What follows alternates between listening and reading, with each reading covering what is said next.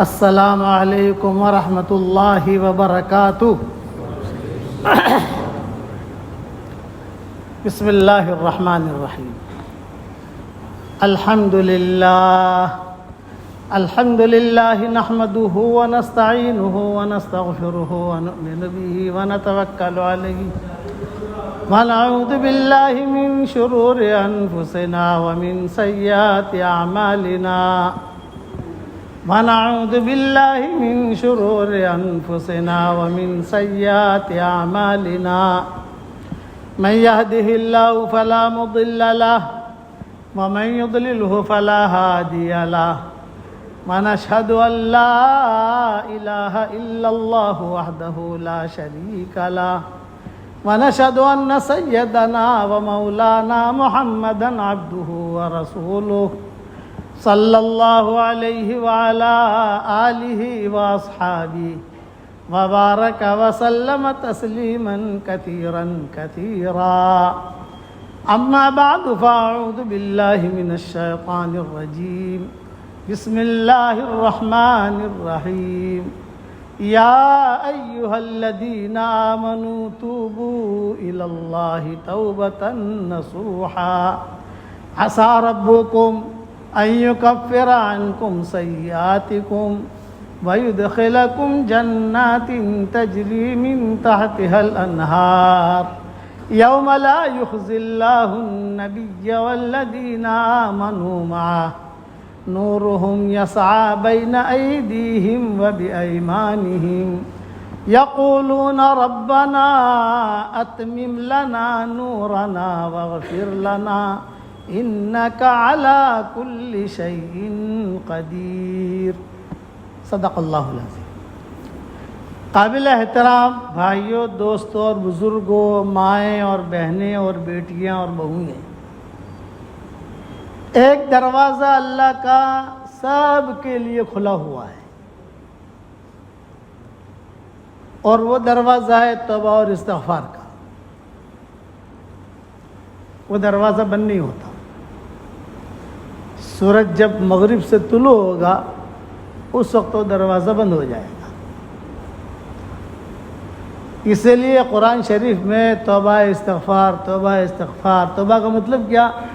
آ جاؤ، پلٹ آؤ، چوک ہو گئی کوئی بات نہیں۔ صحیح حدیثوں میں آتا ہے 24 گھنٹہ اللہ تعالیٰ اپنے ہاتھ پھیلاتے ہیں۔ 24 گھنٹہ 24 گھنٹہ کوئی آدمی ہاتھ نہیں پھیلاتا، اور اعلان کرتے ہیں 24 گھنٹہ ان اللہ یبسط یدہ باللیل لمسیء النہار ویبسط یدہ بالنہار لمسیء اللیل، کہ اللہ تعالیٰ دن میں ہاتھ پھیلاتے ہیں اور کہتے ہیں اور رات کے گنہگار آ جا میں تجھے معاف کروں۔ پھر دن میں ہاتھ پھیلاتے ہیں اور کہتے ہیں کہ اور رات کے گنہگار تو آ جا میں تجھے معاف کر دوں۔ کریم ہے، یعنی ہمیں دینے کے لیے کہ دیویں، چلو کوئی چوک ہو جاتی ہے، انسان ہے۔ میرے والد صاحب رحمۃ اللہ علیہ فرماتے تھے کہ ابھی ہم فرشتے نہیں ہیں کہ ہم سے گناہ نہ ہو، فرشتے سے گناہ نہیں ہوتا، اور ہم شیطان بھی نہیں ہے کہ توبہ نہ کریں، ہم تو انسان ہیں، چپ تو ہوگی۔ کوئی یہ کہے کہ میں بالکل پاک صاف ہوں، ان کا نہیں، یہ تو ہو ہی نہیں سکتا، کہیں نہ کہیں بھٹکے گا وہ۔ تو بھٹکنا یہ کوئی اتنا خطرناک نہیں ہے، لیکن بھٹک کر پھر بھٹکتے ہی رہنا وہ خطرناک ہے۔ ایک آدمی غلط راستے پر چڑھ گیا وہ اتنا خطرناک نہیں ہے، لیکن غلط راستے پر چڑھ کر پھر اسی پہ چلتے رہنا وہ خطرناک ہے۔ اپنے غلطی کا آدمی اقرار نہ کرے، معافی نہ مانگے، غیبت کر رہا ہے تو کبھی کیا ہو گیا، یہ خطرناک ہے۔ اس لیے دنیا کی تقدیر اللہ بدل رہا ہے۔ قیامت کی نشانیاں ساری دنیا میں ہو رہی ہیں، یہ چھوٹے چھوٹے دجال ہیں، کہ بیماریاں آ رہی ہیں، کئی کاروبار پر حالات آ رہے ہیں، کئی جو لوگوں کو مرتے ہوئے ہم دیکھ رہے ہیں، حج میں آدمی کم پہنچ رہے ہیں، نہیں جا سکتے، مجبوریاں. روایتوں میں آتا ہے حج قبل اللہ تحج. ہمارا سال لگ رہا تھا عربی سال، تو عربی سال میں ہمارے 3 سال لگے ہیں، ایک ہندوستان کا سال اور ایک عربی سال اور ایک غربی سال. میرے والد صاحب رحمۃ اللہ علیہ نے ہمارے 3 سال لگوائے کہ ہندوستان میں سال لگاؤ، چلو پھرو یہاں پر. پھر عربوں میں سال لگوایا، پھر جو ہے غربی ملکوں کے اندر یہ انگلینڈ ہے، یورپ ہے، امریکہ ہے، یہاں پھرو، نقل و حرکت کرو. ویسٹ انڈیز ہے، یہاں سب جگہ. تو عربوں میں ہم چل پھر رہے تھے، فلسطین میں اور یہ بیت المقدس اور یہ ساری جگہیں جو ہے وہ. تو وہاں عرب علماء بیان کرتے تھے جمعہ میں. ہمیں سمجھ میں نہیں آتی تھی بات، اب سمجھ میں آ رہی. وہ کہتے تھے حجو قبل اللہ تحجو، حج کر لو اس سے پہلے کہ تم حج نہ کرنے دیے جاؤ. ہر بیان میں بیت المقدس کا خطبہ ہو یا قرب و جوار کے علاقے ہوں، جہاں بھی ہو، جو جمعہ کے دن جہاں ہم جمعہ کی نماز پڑھتے تھے تو علماء یہ خطبہ دیتے تھے، حجو قبل اللہ تحجو، حجو قبل اللہ تحجو. اس وقت میں جندی اور فدائی یہ 2 پارٹیاں تھیں وہاں. تو جندی فدائیوں کو مارے اور فدائی جو ہے جندیوں کو مارے. پولیس والے سب گھومے سڑکوں پر تو دیکھے کہ یہ جندی ہے، تو فدائی جو جندیوں کو مارے. ہم لوگ نکلے اپنا سبزی وغیرہ خریدنے کے لیے، تو پولیس والے آ گئے، بندوق رکھ لی. جندی ہم فدائی، اگر جندی کہے وہ فدائی ہے تو مارے گا، اور اگر فدائی کہے وہ جندی ہے تو مارے گا. تو ہم نے کہا نحن لسنا جندی ولسنا فدائی بل نحن ہندی. ہم جندی بھی نہیں ہے، فدائی بھی نہیں، ہم تو ہندی ہیں. ہم کو چھوڑ دیا اس نے، ہم تو ہندوستان سے آئے ہیں. تو یہ حالات آئیں گے کہ دیکھو اب حج نہیں کر رہے آپ، اب حج نہیں ہو رہا. اسی طریقے پر دعوت کے کام کی قدر کر لو اس سے پہلے کہ وہ حالت آوے کہ آپ جماعت میں نہ نکل سکو. پابندیاں لگ جاوے، کیا کرو گے آپ؟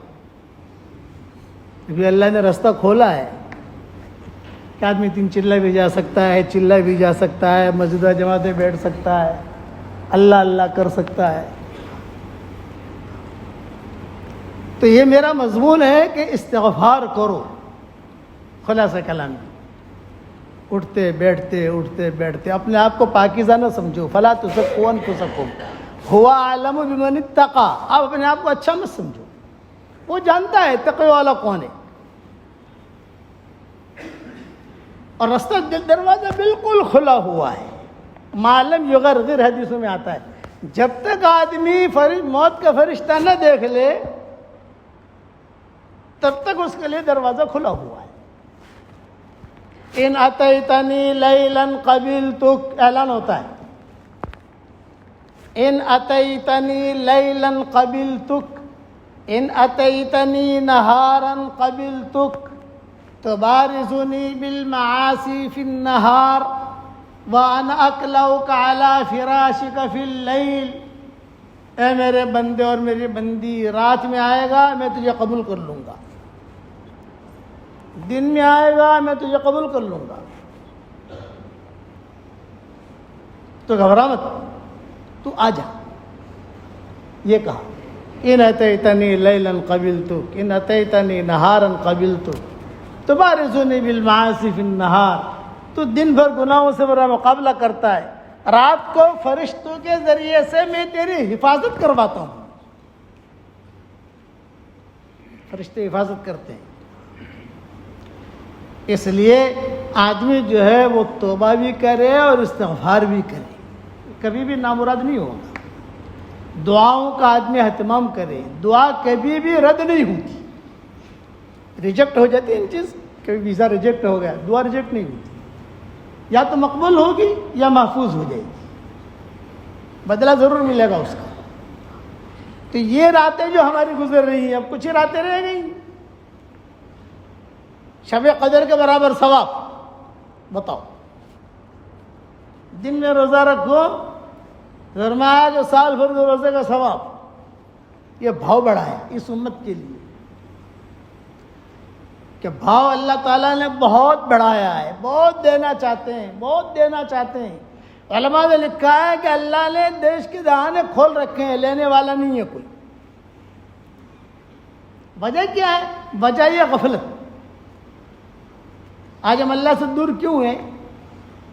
غفلت کی چھتری، جب غفلت ہوگی تو آدمی، جو مچھلی ذاکر ہوتی ہے شکاری کے جال میں نہیں آتی،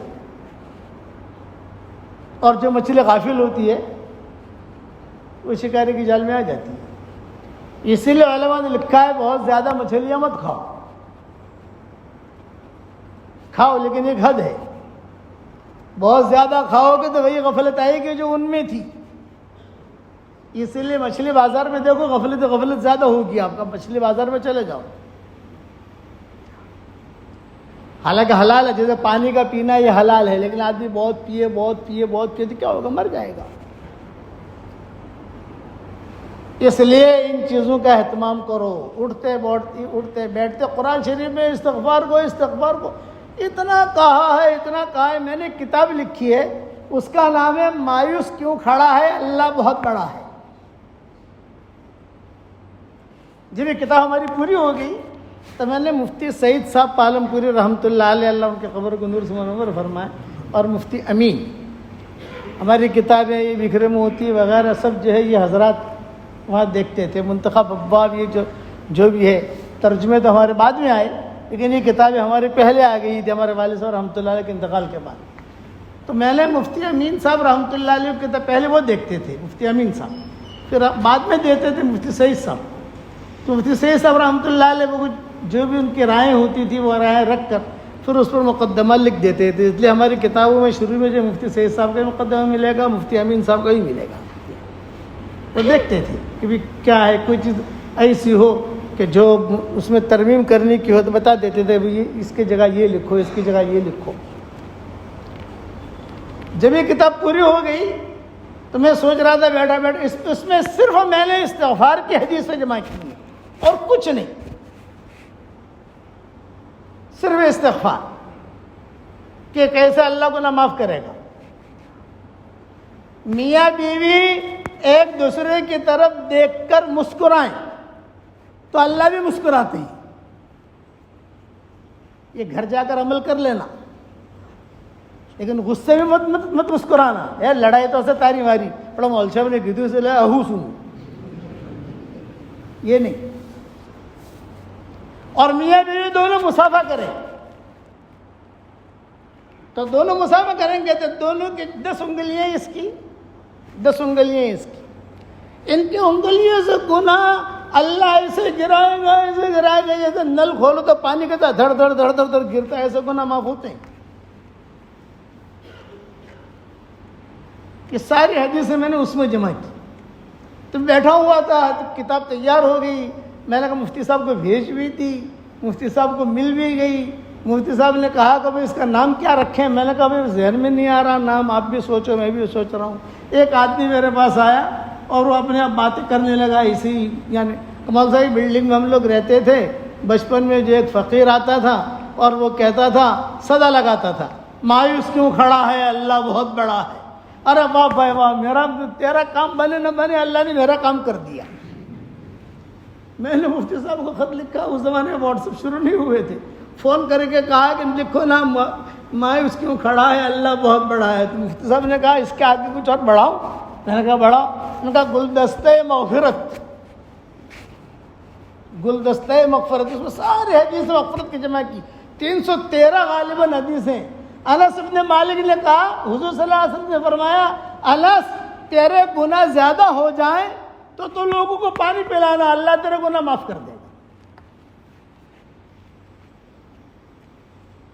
لوگوں کو پانی پلاؤ، یہ اسباب ہیں۔ گناہ معاف کرانے کی. آسمان کی طرف دیکھ کر آدمی صرف اتنا کہے اے اللہ تو مجھے معاف کر دے، تیرے علاوہ کوئی معاف کرنے والا نہیں ہے. اے اللہ تو مجھے معاف کر دے، تیرے علاوہ کوئی معاف کرنے والا نہیں ہے. اے اللہ تو مجھے معاف کر دے، تیرے علاوہ کوئی معاف کرنے والا نہیں ہے. تو اللہ ہنس کر جواب دیتے ہیں جا معاف کر دیا. کتنی فضیلتیں، گناہ معاف کرانے کے اسباب، نیکیاں بڑھانے کے اسباب. حرم شریف میں تھے، جمعہ کا دن تھا، اور ایک بڑے میاں عرب وہ جو ہے کھڑے ہو کر سب کو پانی پلا رہے ہیں. ہمارے بچے بھی ساتھ تھے. میں نے کہا چچا یہ ہمارے بچے ہیں، پانی پلائیں گے، آپ بیٹھ جاؤ. ارے شیخ آپ ہی سے حدیث سنی ہے کہ پانی پلانے سے گناہ معاف ہوتے ہیں. میرے گناہ بہت ہیں اس لیے معاف کروا رہا ہوں اللہ سے، لوگوں کو پانی پلاؤں، اللہ مجھے معاف کر دے. یہ استہزاء. تو کامیاب کون ہے جو اپنے آپ کو گنہگار حقیقی سمجھے، اور جو اپنے آپ کو کہے کہ میں آج کل لوگوں کو پیر بننے کا شوق بہت ہے، اور ماؤں بہنوں کو آپا بننے کا شوق بہت ہے. آپا. اور مردوں کے کیا شوق ہے کہ پیر بن جاوے آدمی. تو میرے والد صاحب رحمۃ اللہ علیہ کہتے تھے کہ آپا بننے سے جنت نہیں ملتی، اور پیر بننے سے جنت نہیں ملتی، دیندار بننے سے جنت ملتی. آج ہم نمازی تو ہیں لیکن دیندار نہیں ہیں. آج ہم قرآن تو پڑھتے ہیں لیکن دیندار نہیں ہے. دیندار ہونا الگ چیز ہے، وہ اندر کے صفات ہیں جسے صرف اللہ دیکھتا ہے اور کوئی نہیں دیکھتا. کہ 24 گھنٹے کی زندگی ہماری یہ حضرت محمد صلی اللہ علیہ وسلم کے طریقے کے مطابق ہے کہ نہیں. اندر سے وہ ہل جائے گا، کوئی گناہ بھی ہو جائے گا اندر سے ہلے گا. ارے میں نے کیا کر لیا، میں نے کیا کر لیا. اللہ اس کا ہاتھ پکڑ لے گا. سودی کاروبار کر رہا ہے اور دل میں احساس بھی نہیں ہے، جھوٹ بول رہا ہے احساس بھی نہیں ہے، غیبت کر رہا ہے احساس بھی نہیں ہے. مطلب کہ اس کا ضمیر مر گیا ہے. ضمیر نہیں مرنا چاہیے. آدمی اللہ کی طرف رجوع کرے، لیٹے لیٹے بھی اللہ تعالیٰ سے کہے کہ اللہ میں تیرا گنہگار بنتا ہوں، اللہ اس کا ہاتھ پکڑ لے گا. حضور صلی اللہ علیہ وسلم نے کئی حدیث بیان کی. بڑے میاں آئے. اب دیکھو یہ حدیث میں حضرت علی رضی اللہ تعالیٰ عنہ ایک مرتبہ جو کسی کے ساتھ جا رہے تھے تو آسمان کی طرف دیکھ کر کہا اللہ تو مجھے معاف کر دے، تیرے علاوہ کوئی معاف کرنے والا نہیں ہے. ساتھی نے پوچھا کہ حضرت آپ نے کیسے کہا؟ یہ فرمایا میرا قصہ ہوا ہے حضور صلی اللہ علیہ وسلم کے ساتھ. حضور صلی اللہ علیہ وسلم آگے بیٹھے ہوئے تھے، میں پیچھے بیٹھا ہوا تھا، اور حضور صلی اللہ علیہ وسلم بھی جو ہے وہ ایک قسم کے موڈ میں تھے، اور مجھے یوں پیچھے سے سمجھ گئے پیچھے سے ہلکا ہلکا دھکا دے رہے تھے. تو مجھے ڈر یہ لگتا تھا کہ گر نہ پڑوں، تو میں بھی حضور سے چمٹ کر بیٹھا ہوا تھا. اور حضور صلی اللہ علیہ وسلم جو ہے وہ آسمان کی طرف دیکھ کر یہ جملے کہتے تھے اللہ مجھے معاف کر دے، تیرے علاوہ کوئی معاف کرنے والا نہیں ہے. 3 مرتبہ. پھر حضور ہنسے. حضرت علی نے کہا حضرت آپ کیوں ہنسے؟ آپ نے پھر یہ حدیث بیان کی حضرت علی نے کہ اللہ ہنس کر جواب دیتے ہیں جب میں نے تجھے معاف کیا. کبھی کبھی اللہ کو ہنسایا بھی کرو.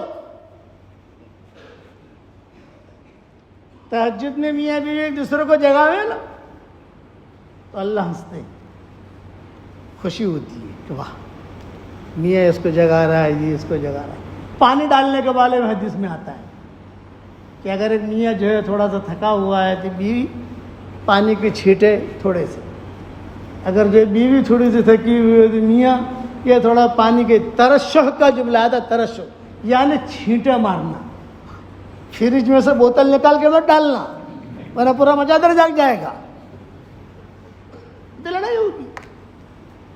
یعنی کسی طریقے سے بھی جگہ میں ایک دوسرے کو خوشی ہوتی ہے. اللہ ہنستے ہیں. عرفات کے میدان میں دیکھ کر لوگوں کو اللہ ہنستے ہیں. تو دیکھو یہ میرے بندے آئے ہیں. دیکھو پہلے سب آدمی پکڑتا ہے تو پہلے سے پکڑنے کے لیے آدمی آ جاتا ہے کہ پہلے سب مجھے مل جائے مجھے مل جائے. تو لوگوں گردنیں پھلانگ کر لیں کہ پہلے سے آدمی پہنچ جائے. اللہ کو خوشی ہوتی ہے. میاں جو ہے بیوی کے منہ میں لقمہ دے اور بیوی میاں کے منہ میں لقمہ دے. اللہ کو خوشی ہوتی ہے. صدقے کا ثواب بتایا حضور صلی اللہ علیہ وسلم نے. سعد ابن ابی وقاص کو بہت بیمار ہوئے تھے. سعد ابن ابی وقاص مکہ مکرمہ میں 2 مرتبہ بیمار ہوئے تھے. سعد ابن وقاص ایک مرتبہ مکہ میں بیمار ہوئے, ایک مرتبہ مدینہ میں بیمار ہوئے. بالکل اب مرے تب مرے, اب مرے تب مرے, اب مرے تب مرے. یہ مکہ کا قصہ ہے. تو حضور صلی اللہ علیہ وسلم گئے ان کے پاس مکہ میں. یہ کراہ رہے تھے بھئی کیا ہوا؟ کہا تھا بس موت کے قریب ہوں, دنیا سے جا رہا ہوں. آپ نے فرمایا کہ نہیں, اللہ تعالیٰ تم سے کام لے گا, بہت کام لے گا. چنانچہ سعد ابن ابی وقاص نے بہت کام کیا. اخیر میں مرنے والے لوگوں میں ہے سعد ابن ابی وقاص. جو صحابہ کی جو جماعت چلی تو اس میں اخیری جو لوگ صحابہ دنیا سے گئے ان میں سے یہ ہے سعد ابن وقاص.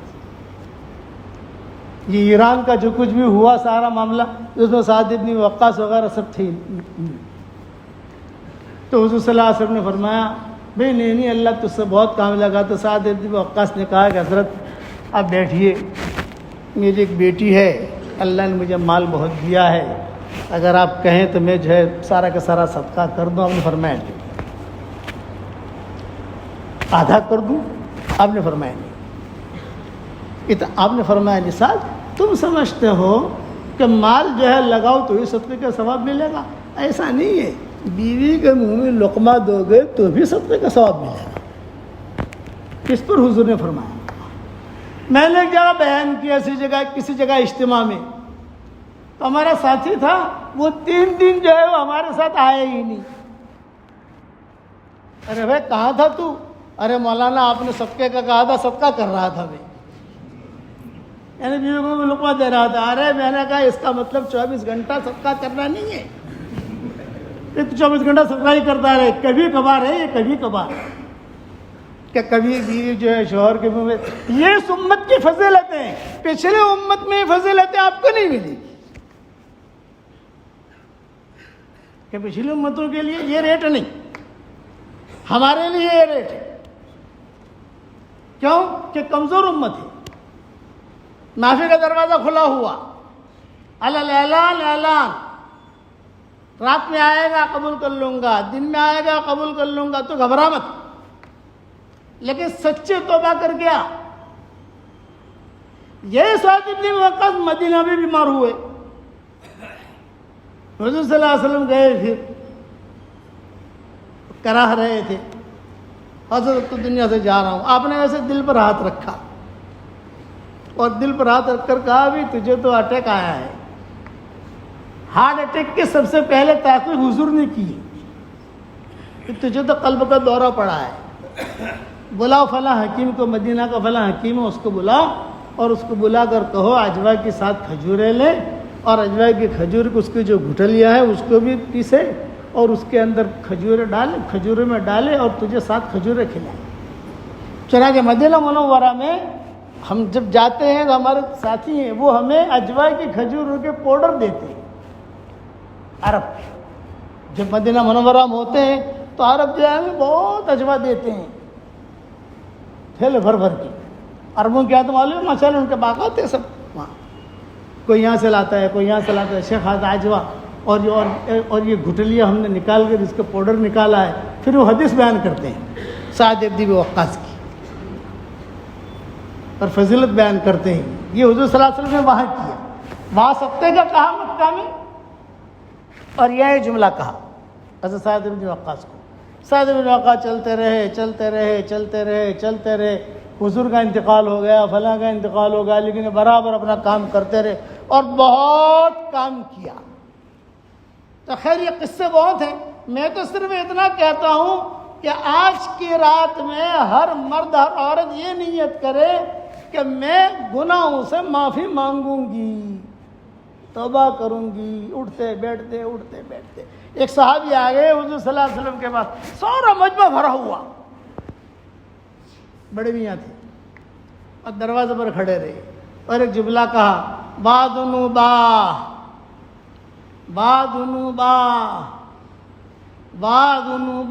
ہائے میرے گناہ.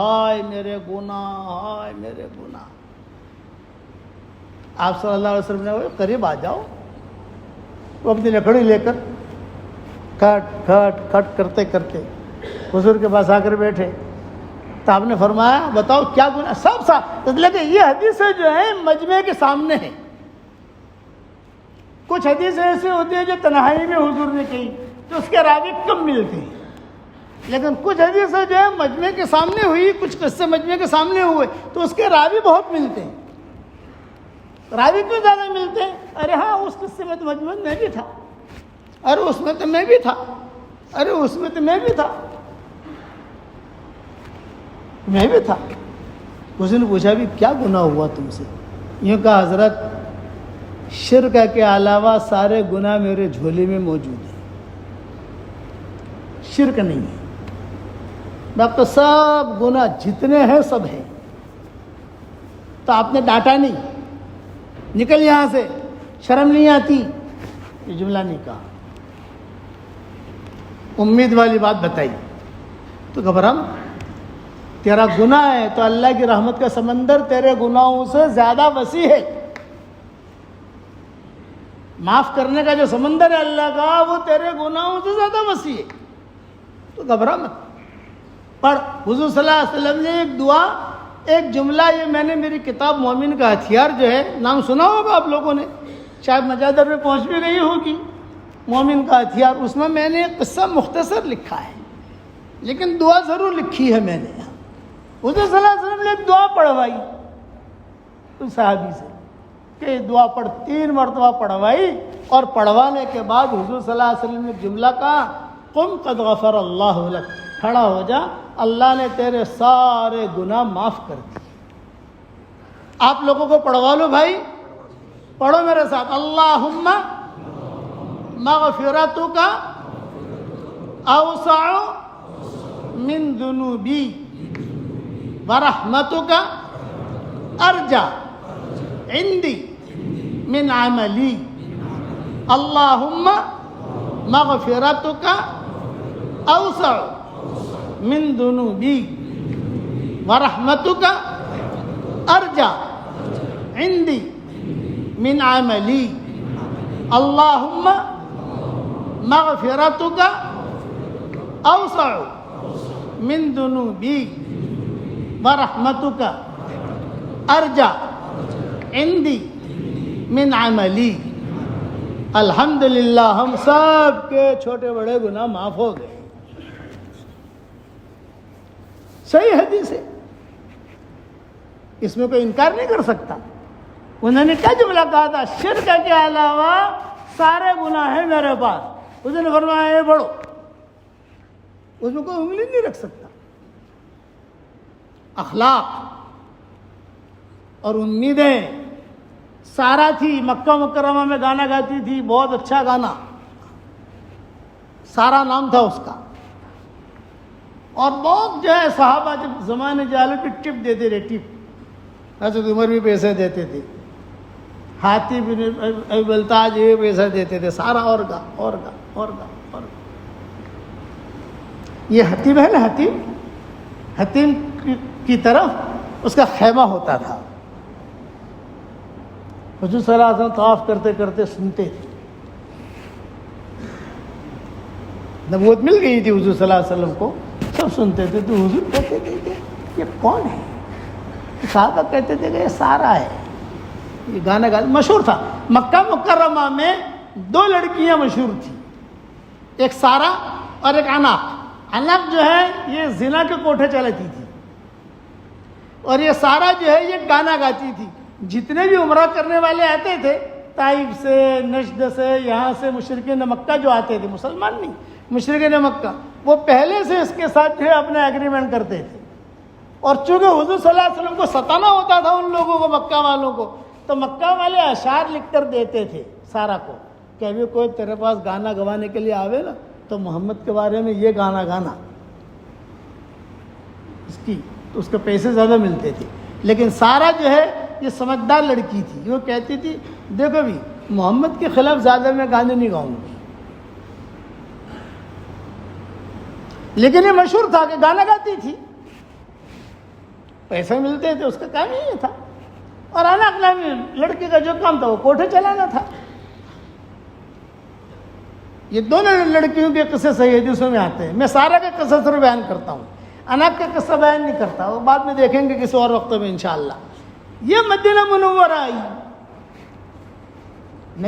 نبی کے اخلاق. فتح مکہ سے پہلے بدر ہو گیا, یہ ہو گیا, وہ ہو گیا سب, اور جب مدینہ منورہ آئی تو صحابہ نے دیکھا کہ سارا آئی ہے. سب پہچانتے تھے, ارے کچھ سنا, سارا آئی ہے مدینہ میں, سارا مدینہ میں.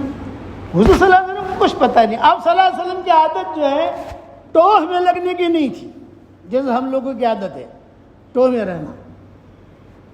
تربص حدیث شریف میں آتا ہے, قرآن میں ہے الذین یتربصون بکم. تربص جو ہے کسی کے ٹوہ میں رہنا, یہ نفاق کی بڑی نشانیوں میں سے.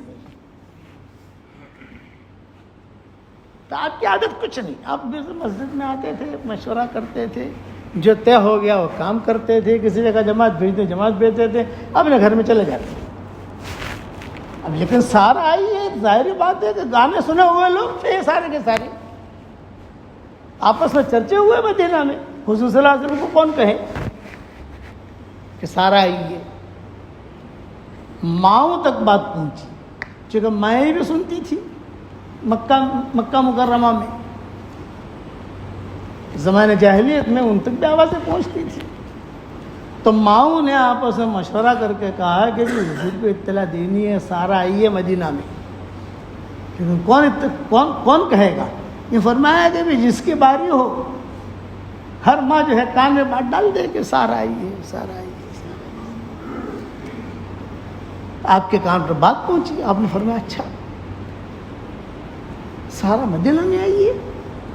ارے انا للہ و انا الیہ راجعون. کوئی یہاں اڈا نہ قائم کر دیں گانے کا, اس کا. لیکن یہود بھی ہوتے تھے, مشرکین بھی ہوتے تھے, تو ظاہری بات ہے کہ ہم تو ہمارا ایک نظام لے کے, جو ہمارا مجادر گاؤں ہے, ہم نے سنا کہ ماشاءاللہ ہمارے علاقے میں بڑے گاؤں میں سے شمار ہوتا ہے. یہاں اگر کوئی غلط ماحول بنے تو ظاہری بات ہے کہ جو ذمہ دار ہوں گے وہ فکر میں آئیں گے, نہیں آئیں گے بھائی دیکھو یہ چیز ہمارے علاقے میں چلنی نہیں چاہیے, ہمارے گاؤں میں نہیں چلنی چاہیے. تو حضور تھے. آپ صلی اللہ علیہ وسلم فرمایا کہ بھائی سارا آئی ہے. آپ نے صحابہ سے تو کچھ تذکرہ کیا نہیں. رات کو ایک بات آپ کے کان پر پڑی, صبح جو مشورے کے اندر مجلس میں حضور صلی اللہ علیہ وسلم بیٹھے تو روایت تو یہ ہے کہ سارا جو ہے سب کے سامنے آ گئی. حضور صلی اللہ علیہ وسلم تشریف فرمائے, وہاں سے داخل ہوئی اور زور سے کہا السلام علیکم یا رسول اللہ. اب جب زور سے کہا تو صحابہ نے دیکھا تو صحابہ تو پہچان گئی, صحابہ نے نظریں نیچے کر لی. حضور نے دیکھا تو آپ نے فرمایا اچھا سبحان اللہ, سارا آنتے سارا تو سارا ہے. اچھا ماؤں کے مکانات قریب تھے, جب اس نے کہا السلام علیکم یا رسول اللہ تو ماؤں نے سنا تو ماؤں نے بھی جھاگنا شروع کر دیا. ارے ارے ارے وہ سارا آ گئی, وہ سارا آ گئی, وہ سارا آ گئی. ہوتا ہے لیکن سب نے جھاگنا شروع کر دیا, آئی ہے. لیکن اخلاق, اللہ کی طرف متوجہ کرنا, کبھی بد اخلاقی نہیں. تو آپ نے فرمایا کیوں آئی ہو, کیا بات ہے, کیا وجہ؟ خاموش رہی. آپ نے خود نے سوال کیا, جئت مسلمہ, اسلام لانے کے لیے آئی ہو, اس لیے یہاں لوگ مسلمان ہونے کے لیے آتے تھے. قالت لا. جئت مہاجرہ, ہجرت کر کے آئی ہو, یا کسی سے یہاں مدینہ منورہ میں ملنے آئی ہو؟ رشتہ دار ہوتا ہے, آدمی ملنے کے لیے چلا جاتا ہے نا. اب بولا پھر کیوں آئی ہو؟ تو اس نے کہا کہ حضرت میں گانا گاتی تھی. اب وہ سارا کہہ رہی ہے میں گانا گاتی تھی اور مجھے پیسے ملتے تھے, اور جو ہے میرا کام چلتا تھا. اب بڑھاپے نے ڈیرا ڈال دیا, آواز بھی کمزور ہو گئی, اور اب وہ آواز کے اندر کشش بھی رہی نہیں.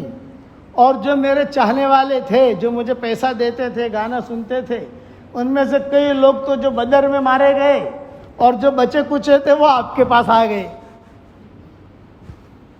جو کچھ بچے کچے تھے مدینہ میں آ گئے مسلمان ہو کر سارے کے سارے. تو اس لیے میرا دھندا بندہ بند ہو گیا، تو میں آئی ہوں، آپ میری کچھ مدد کریں۔ تو حضور صلی اللہ علیہ وسلم نے جواب کیا دیا، یہ دیکھو، حالانکہ مشرکہ ہے، مسلمان نہیں ہے، اور یہ یقینی ہے کہ یہ وہاں پر جو ہے گڑبڑ کرتی تھی، سب کبھی کبھی حضور صلی اللہ علیہ وسلم کی حجی میں بھی اشعار کہتی تھی، کبھی مطلب وہ لوگوں سے پیسے لیتی تھی، گانا گانے، پورے رات گانا گاتی تھی، اور وہ طبلے بجتے تھے وہاں، اور طواف کرنے والے طواف کرتے تھے زمانے جاہلیت کے اندر۔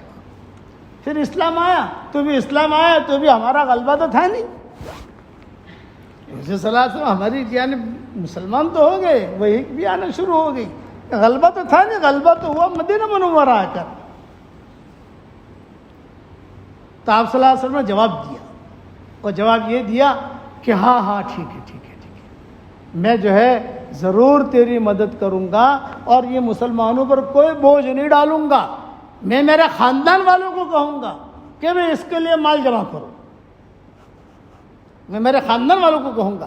حضور صلی اللہ علیہ وسلم وہی بیٹھے بیٹھے کہا، اے آل بنی ہاشم، اے قریش، جو میرے خاندان ہیں، میری بیویاں ہیں، میرے خاندان میں کون ہے؟ حضرت عباس ہیں، فضل ابن عباس ہیں، حضرت علی ہیں، حضرت فاطمہ ہے، امہات المومنین ہیں، میں تم کو جمع کرو اور سارا کو ہدیہ دو۔ یہ اخلاق کی چوٹی۔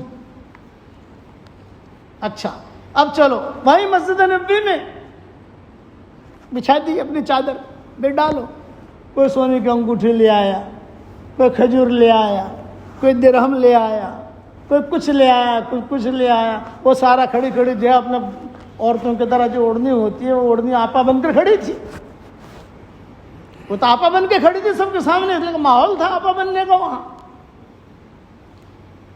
وہ بھی دیکھ رہی تھی، حضور صلی اللہ علیہ وسلم بھی دیکھ رہے تھے، ابوبکر عمر بھی دیکھ رہے تھے، سب دیکھ رہے تھے، جس کے پاس جو تھا ڈالا۔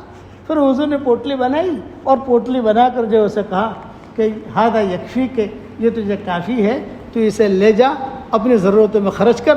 ایک جملہ حضور نے نہیں کہا کہ تو نے میرے خلاف اشعار پڑھے ہیں، ایک جملہ۔ یعنی جب مکہ مکرمہ فتح ہوا تو سارا جو ہے باتیں مسلمان ہوئی اخیر میں، تو اس کے بارے میں یہ ہوا کہ اسے قتل کریں یا چھوڑ دیں، تو حضور نے کیا فرمایا؟ بقی میں آ کر دفن ہوئی ہے، وہ بقی میں آ کر ایک جملہ حضور نے نہیں کہا کہ تو نے اتنے اشعار پڑھے ابوبکر کے خلاف، میرے خلاف، میرے اسلام کے خلاف، فرشتوں کے خلاف۔ وہ فرشتوں کے خلاف بھی گانا گاتی تھی، لیکن وہ مشرکین مکہ کو مزہ آتا تھا، ایک جملہ نہیں کہا، کہا کہ لو یہ لے کے جاؤ۔ تعجب کرنے لگی، ہو اتنا اونچا آدمی، روانہ ہونے لگی۔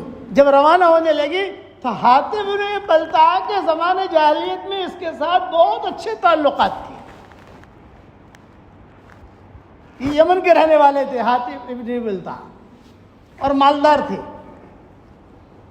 یمن، ایران، میمن، یہ جہاں آخر میں نون آتے ہیں، نون، ان کے بعد بہت مال ہوتا ہے، یہ ذہن میں رکھنا۔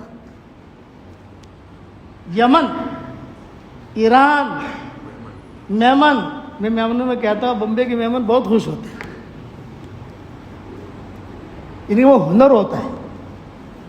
یہ یمن کے رہنے والے تھے، اور اکیلے آئے تھے مسلمان ہونے کے لیے یمن سے، جیسے صہیب رومی آ گئے تھے، بلال آ گئے تھے، عمار آ گئے تھے، عمار تو خیر نہیں کے رہنے والے تھے، بلال آ گئے تھے، صہیب رومی آ گئے تھے۔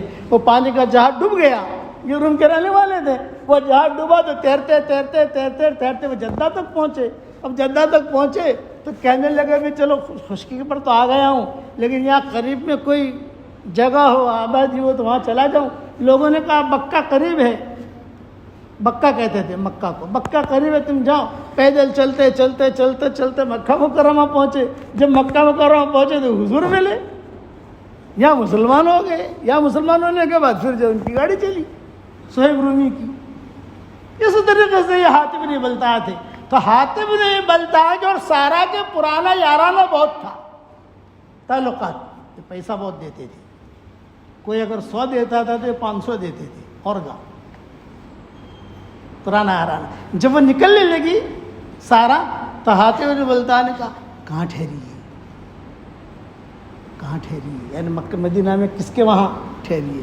تو اس نے آہستہ سے کہا فلاں یہودی کے یہاں ٹھہری ہے. یہودی معروف آدمی تھا. یہ حاتم بن بلتع وہاں پہنچ گیا. میں اخلاق بتا رہا ہوں. اور حاتم بن بلتع نے کہا کہ تیرا میرا پرانا یارانہ ہے, میں تو مسلمان ہو گیا ہوں, تو اپنے حالت پر ہے, جو ہے مشرکہ ہے, لیکن میرا ایک کام کرنا, ایک کام, اور راز کا کام ہے وہ. ہاں ہاں ضرور کروں گی, تو نے مجھ پر اتنا پیسہ لگایا ہے اور مجھے اتنا سراہا ہے, میں کیسے احسان بھول سکتی ہوں. میں کہا یہ خط ہے, اپنی چوٹی میں چھپا لے, اور وہاں جا کر مکہ کے جو بڑے بڑے رئیس ہیں ان کو یہ خط دے دینا. مکہ کے بڑے بڑے رئیس کون تھے اس وقت میں؟ ابو سفیان, اکرمہ ابن ابی جہل, صفوان ابن امیہ, یہ سارے کے سارے چودھری تھے مکہ کے. بس تیرا کام کچھ بھی نہیں, یہ خط خالی وہاں پہنچا دینا, بس یہ کام, اور کچھ کام نہیں. ہاں ہاں میں ضرور جاؤں گا, ٹینشن مت لے. حاتم بن بلتع یہ آ گئے, وہ خط لے کے روانہ ہو گئی, اور سارا چندہ کر کے بھی روانہ ہو گئی. چندہ بھی تو ہوا نا, روانہ ہو گئی. یہاں جبریل آ گئی حضور کے پاس. حضرت وہ جو لڑکی نکلی ہے یہاں سے, وہ آپ کا راز لے کے جا رہی ہے مکہ. کون؟ یہ کہا وہی پرسوں جو آئی تھی, آپ نے سب مددیں کی تھی, آیتیں نازل ہو گئی سر ممتحنہ کی. آپ نے فرمایا بلا والی کو فلاں کو فلاں کو. ایسے موقع پر علی بہت آگے رہتے تھے. تو بھائی ایسا مسئلہ ہے, وہ جو آئی تھی نا سارا, وہ کچھ ہمارا راز لے کے جا رہی ہے یہاں سے. فتح مکہ کے مشورے چل رہے تھے, تو فتح مکہ کے مشورے حضور صلی اللہ علیہ وسلم خصوصی مشورہ تھا, وہ چپکے کر رہے تھے تاکہ مکہ والوں کو پتہ نہ چلے. اگر مکہ والوں کو پتہ چل جائے گا تو سارے کے سارے چوکر نہ ہو جائیں گے وہ لوگ. میں چپکے سے مشورہ کر کے اپن جو ہے رمضان میں نکل جانا ہے مکہ مکرمہ فتح کرنے کے لیے. یہ حاتم بن بلتع نے خط دیا تھا اس کو سارا کو. تو حضور نے کون تیار؟ حضرت علی نے کہا میں تیار ہوں. دوسرے صحابی نے کہا میں تیار ہوں. آپ نے فرمایا دیکھو تم لوگوں کا کام صرف اتنا ہے, اس کو مارنا نہیں ہے, اس کو کچھ کہنا نہیں ہے, کچھ بھی نہیں, صرف اس سے خط لے لینا تاکہ وہ خط مکہ والوں تک پہنچے نہیں, ہمارا راز پہنچے نہیں. اب وہ تو عورت ہے, آہستہ آہستہ اپنی گاڑی چلا رہی تھی, آہستہ آہستہ چل رہی تھی وہ. یہ ماشاءاللہ نوجوان ینگ پارٹی ساری کی ساری سب یہ دوڑے اپنے گھوڑے لے کر اور کسی جگہ پر جا کر اس کو پکڑ لیا, اور پکڑ کر کہا کہ خط دو. میرے پاس خط نہیں ہے. کہا نہیں, ہمیں آسمانوں سے خبر آئی ہے تمہارے پاس خط ہے, اور وہ ہمارے نبی کا ہمارا راز والا خط ہے, وہ خط دو. وہ سمجھ گئی کہ آسمانوں سے ان کا تعلق ہے, تو وہ اچھا میں خط دیتی ہوں, لیکن یہ کبھی میں نے پوشیدہ جگہ پر چھپایا ہے, اس لیے جو اپنے چہرے تھوڑا سا یوں کر لو تو میں نکالوں. اب انہوں نے چہرے تو یوں کیے, لیکن آپس میں جماعت مشورہ کرنے لگی, ارے بھائی ہم یوں دیکھیں گے ذرا, لیکن اس کی طرف بھی دھیان رکھنا کہیں بھاگ نہ جاوے. اب اس کے پیچھے پیچھے کہاں بھاگیں گے؟ اب ظاہری بات ہے کہ آدمی ویسے چوکنا ہو جاتا ہے. 4 صحابی 5 صحابی 3 صحابی, ایک عورت, زیادہ تکلیف کی ٹینشن کی بات تو ہے نہیں, لیکن پھر بھی خیر خط دیا. یہ خط ہے. تو ایک صحابی نے کہا کہ کھول کے دیکھ بھی لو, کہیں کوئی اور پرچہ نہ تھما رہی ہے, اس کو دیکھو, یہیں دیکھ لو تاکہ بھائی وہی خط ہے کہ نہیں. وہ دیکھا تو حاتم بن بلتع کا خط تھا, ان کے دستخط تھی, ان کے مہر تھے, اور اس میں لکھا ہوا تھا کہ دیکھو ہم حضور صلی اللہ علیہ وسلم مکہ مکرمہ فتح کرنے کے لیے آ رہے ہیں, اس لیے تم لوگ جو ہے ذرا ہوشیار رہنا, تیار رہنا, اور یعنی چوکنا رہنا, اور میری بیوی بچے بھی وہاں ہیں, ان کا بھی ذرا خیال رکھنا. پورا راز وہ تو ہو گیا. اچھا اب جاؤ تم. خط لے کر حضور کے پاس آئے. آپ صلی اللہ علیہ وسلم محراب میں بیٹھے ہوئے تھے نماز پڑھا کر. یہ آئے, اچھا ماشاءاللہ آ گئی جماعت آ گئی, خط لائے. خط ہاں لاؤ خط. انہوں نے خط دیا. حضور نے فرمایا بھی مجھے تو پڑھنا آتا نہیں ہے. حضور تو امید ہے نا. حضرت علی سے کہا پڑھو, انہوں نے پڑھا. حضور نے فرمایا او ہو، اتنا چھپا کر ہم مشورہ کر رہے تھے، کس نے لکھا ہے یہ خط؟ کہا حاتم نے۔ بولا ابو بکر کو، عمر کو، شورا والوں کو بولا، یہ شورا تھی حضور کی، یہ اپنی شورا والوں کو بلاؤ، ابو بکر ہے، حضرت عمر ہے، حضرت عثمان ہے، حضرت علی تو وہی تھے، عبد الرحمن ابن عوف ہیں، یہ سارے کے سارے شورا کے لوگ تھے وہاں، یہ سب کو جمع کرو۔ سب جمع ہوئے، بھئی یہ خط ہے صدیق۔ تو اب ابو بکر حضرت عمر نے کہا کہ حضرت یہ تو بہت بڑا جرم ہے، ہم اتنا چپکے چپکے مشورہ کر رہے ہیں اور اس نے خط بھی لکھ دیا۔ حاتم نے بولتا ہے کہ مہر بھی ہے، دستخط بھی ہے، حضرت آپ مجھے حکم کر دیں، مرنی ان اقتلہ، آپ مجھے حکم کر دیں میں قتل کروں۔ آپ نے فرمایا نہیں، حاتم کو بولا۔ چنانچہ حاتم نے بولتا ہے سب شورا بیٹھی ہوئی ہے، حضور صلی اللہ علیہ وسلم بیٹھے ہوئے، حضور نے یہ خط ان کو دیا، بھئی یہ خط آپ کا ہے؟ تو وہاں ہیرا پھیری نہیں تھی، سمجھ گئے ہیرا پھیری؟ نہ یوں تھا یوں تھا یوں تھا یوں تھا، وامتو وہ نہیں تھا وہاں، ہم میرا ہے۔ تو آپ نے یہ خط کیوں لکھا؟ یہ سوال کیا حضور صلی اللہ علیہ وسلم نے۔ میں نے کہا حضرت صرف میں نے میری بیوی بچوں کی حفاظت کے لیے لکھا ہے کہ میری بیوی بچے وہاں ہیں، کوئی ان کا نگران نہیں ہے، کوئی رشتہ دار میرا نہیں ہے، میں یمنی آدمی ہوں، وہاں میں نے شادی کی، اب جو ہے ہم لوگ یہاں سے جائیں گے، سب مکہ مکرمہ میں جہاد ہوگا، یہ ہوگا، تو میری بیوی بچوں کو مارے نہیں، تو میں نے سوچا کہ ذرا مکہ والوں پر احسان کر لوں یا ان لوگوں کو خبر دے دوں کہ کم سے کم جو ہے وہ میری بیوی بچوں کا خیال رکھیں گے۔ اس کے علاوہ یہ باتیں ہو رہی ہیں، اتنے میں حضرت عمر جو ہے وہ ایک دم سے تھوڑا جوشیلے تھے نا حضرت عمر، حضرت آپ مجھے حکم کریں میں قتل کروں؟ آپ نے فرمایا نہیں، جتنا زور سے حضرت عمر نے کہا نا اتنا زور سے حضور نے جواب دیا، نہیں یہ بدری ہے، بدر والوں کے گناہ اللہ نے سارے گناہ معاف کر دیے ہیں، یہ بدر میں شریک ہوا ہے نہیں، اور میں اگر ایسے لوگوں کو قتل کرنے کا کہوں گا تو جو ہے لوگ کہیں گے نبی اپنے صحابہ کو قتل کروا رہے ہیں، نہیں، میں توبہ کرو اللہ تعالیٰ سے، چلو اللہ تعالیٰ نے ختم میں دے دیا۔ یہ چیزیں جو تھی اس سے صحابہ متاثر ہوتے تھے۔ آج تو اللہ معاف فرمائے، میاں بیوی میں اگر لڑائی ہو جائے نا اللہ حفاظت فرمائے، تھوڑا سا نمک زیادہ ہو جائے، جو وہ مڑی سے تو اوپر مت بڑھ جائے۔ یہ میں نے حرم میں مومن اور مومنی کی لڑائی سنی ہے، حرم شریف میں جا رہا تھا اور ایک مومن اور مومن جو ہے جو تو مدینہ میں بڑی سے نا اوپر مت بڑھ جائے تو، وہ دونوں کے دونوں سیدھے سادے۔ یہ ہماری قوم جو ہے یہ بہت سیدھی سادی، میں ہمارے بچوں کو قصہ سنا رہا تھا، کتنی سیدھی سادی ہماری قوم میں بتاؤں آپ کو۔ میں حرم شریف میں 2 سال پہلے، 2 سال سے تو حج نہیں ہو رہا ہے، 2 سال پہلے میں حرم شریف میں بیٹھا ہوا مسجد نبوی میں، ایک نوجوان لڑکا آیا، ارے مول صاحب بیٹھا، مول صاحب بیٹھا، مول صاحب، میں سمجھ گیا کہ یہ مول صاحب کرتا آئے گا یہاں، اور جہاں وہاں مسجد نبوی میں ہم پر نگرانیاں بھی ہوتی ہیں حکومت کی طرف سے، کوئی لوگ زیادہ ملنے کیوں آتے ہیں، کیا ہے بھی، یہ کون ہے کیا، تو وہ آیا، مول صاحب طبیعت سے تمہاری، یعنی کتنی کیا عمر کا ہوگا معلوم ہے؟ یہ ہمارا عبد الواسع ہے، اس کی عمر کا ہوگا لڑکا، یہ اس سے تھوڑا بڑا ہوگا، 25-30 سال کا۔ میں سیدھے پنے کی بات کر رہا ہوں، چالاکی کی بات نہیں کر رہا ہوں، سیدھا پنا۔ جنت والے بھولے بھالے ہوتے ہیں، یہ ہماری برادری میں بھولی بھالی ہے، یعنی یہ قصہ سننے جیسا ہے، سیدھا پنا۔ مول صاحب طبیعت چمس ہے، کبھی اڑوے بولو حضور قریب منہ سے، وہ اڑوے بولو حضور صلی اللہ علیہ وسلم قریب منہ سے، حضور کے قریب بھی، روضہ اقدس کے قریب بھی ہمارے بیٹھنے کی جگہ ہوتی ہے، وہاں ساتھی ہمارے لیے جگہ رکھ لیتے ہیں۔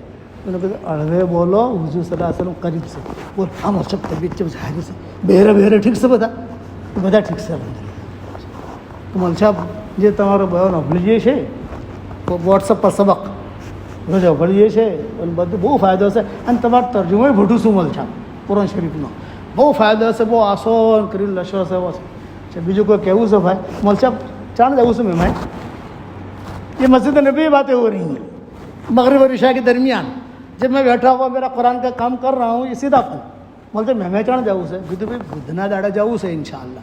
اچھا بدھنا داڑا مارے جاؤں سے چو ہوا جیسے مول صاحب یہ تو سعودی ایئر لائن سے مدینہ تو سعودی ایئر لائن جائے سے مول صاحب اکلسوں کو بہرا بچہ آتی سے نہ میں اکلس سو گدو انشاءاللہ تو مول صاحب ہارو سے ہمارے کھجوری سیٹنگ تھے جائے تمہارا ہاتھی. بتاؤ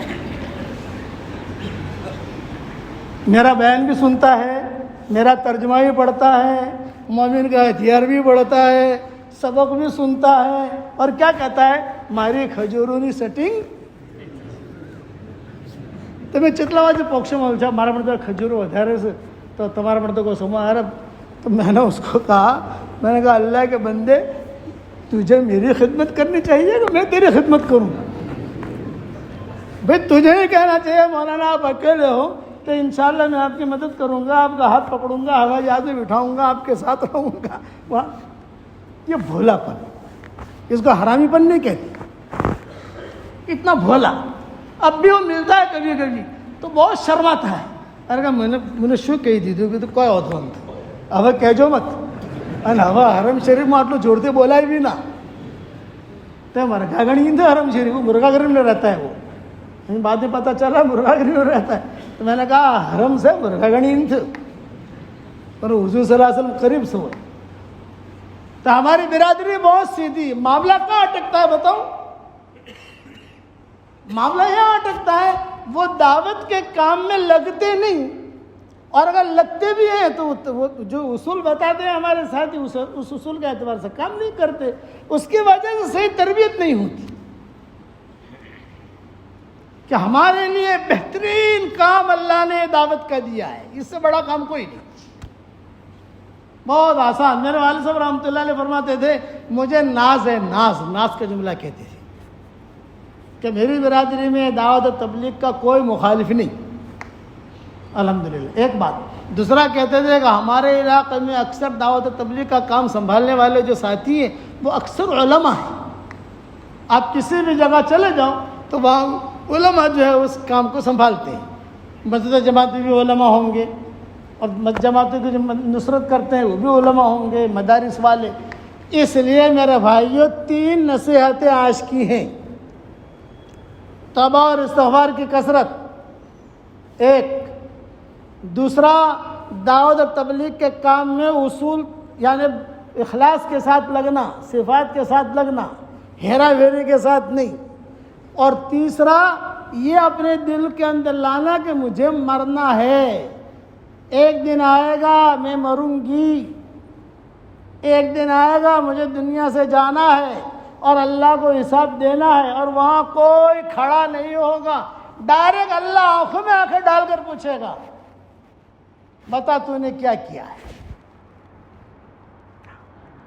تو یہ آدمی کبھی دائیں بائیں نہیں ہوگا. ہمارے والد صاحب رحمۃ اللہ علیہ فرماتے تھے موت کا آنا جتنا یقینی ہے آدمی اس سے اتنا ہی غافل ہے.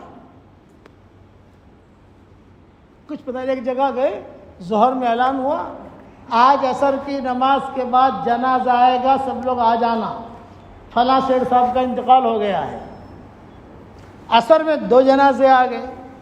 بھئی ایک جنازہ تو اعلان ہوا تھا، دوسرا بولے جس نے اعلان کیا تھا یہ اس کا جنازہ ہے. کیا پتہ آدمی کب جائے گا دنیا سے. اور دنیا کی تقدیر اللہ بدل رہا ہے بیماری کی شکل میں، نامناسب حالات کی شکل میں. تو اس کا علاج ہیرا پھیری نہیں ہے، اس کا علاج اللہ کی طرف رجوع ہونا، اور سب سے بڑا علاج استغفار. وما كان الله ليعذبهم وأنت فيهم وما كان الله معذبهم وهم يستغفرون. پیارے نبی جی جب تک آپ رہیں گے تب تک آپ کی امت پر عذاب نہیں آئے گا. اللہ پاک میں کب تک رہوں گا؟ یہ فرمایا کہ جب تک آپ کی امت استغفار کرتے رہے گی ان پر عذاب نہیں آئے گا، اجتماعی عذاب نہیں آئے گا. محبت تھی ہمارے ساتھ.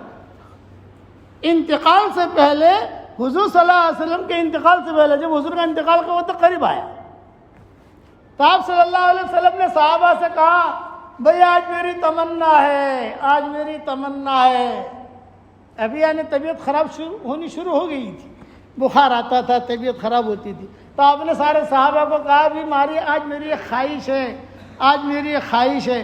تو صحابہ جمع ہو گئے، حضرت کیا خواہش ہے آپ کی بتائیے؟ کہ مجھے بقی میں لے چلو، میں ان کو سلام کروں. بقی میں لے گئے. جب باہر نکلے بقی سے، بھائی مجھے احد لے چلو، شہدائے احد کو سلام کروں.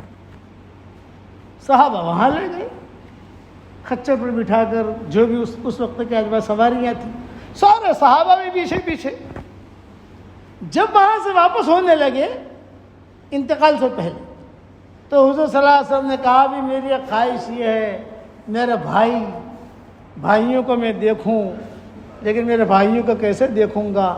میرے بھائیوں کو میرا سلام پہنچانا. یہ جملہ کہا.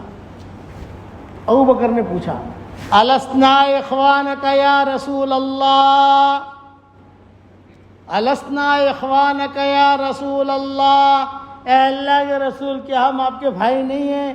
آپ نے فرمایا اللہ، بل انتم اصحابی، تم میرے بھائی نہیں ہو، تم تو میرے صحابہ ہو، میرے ساتھی ہو. میرے بھائی تو وہ ہیں اور میری بہنیں وہ ہیں جو بعد میں آئیں گے، جنہوں نے مجھے دیکھا نہیں ہے، میں نے ان کو دیکھا نہیں ہے، جانے میں اور آپ. حضور نے ہم کو اپنا بھائی بہن بنایا.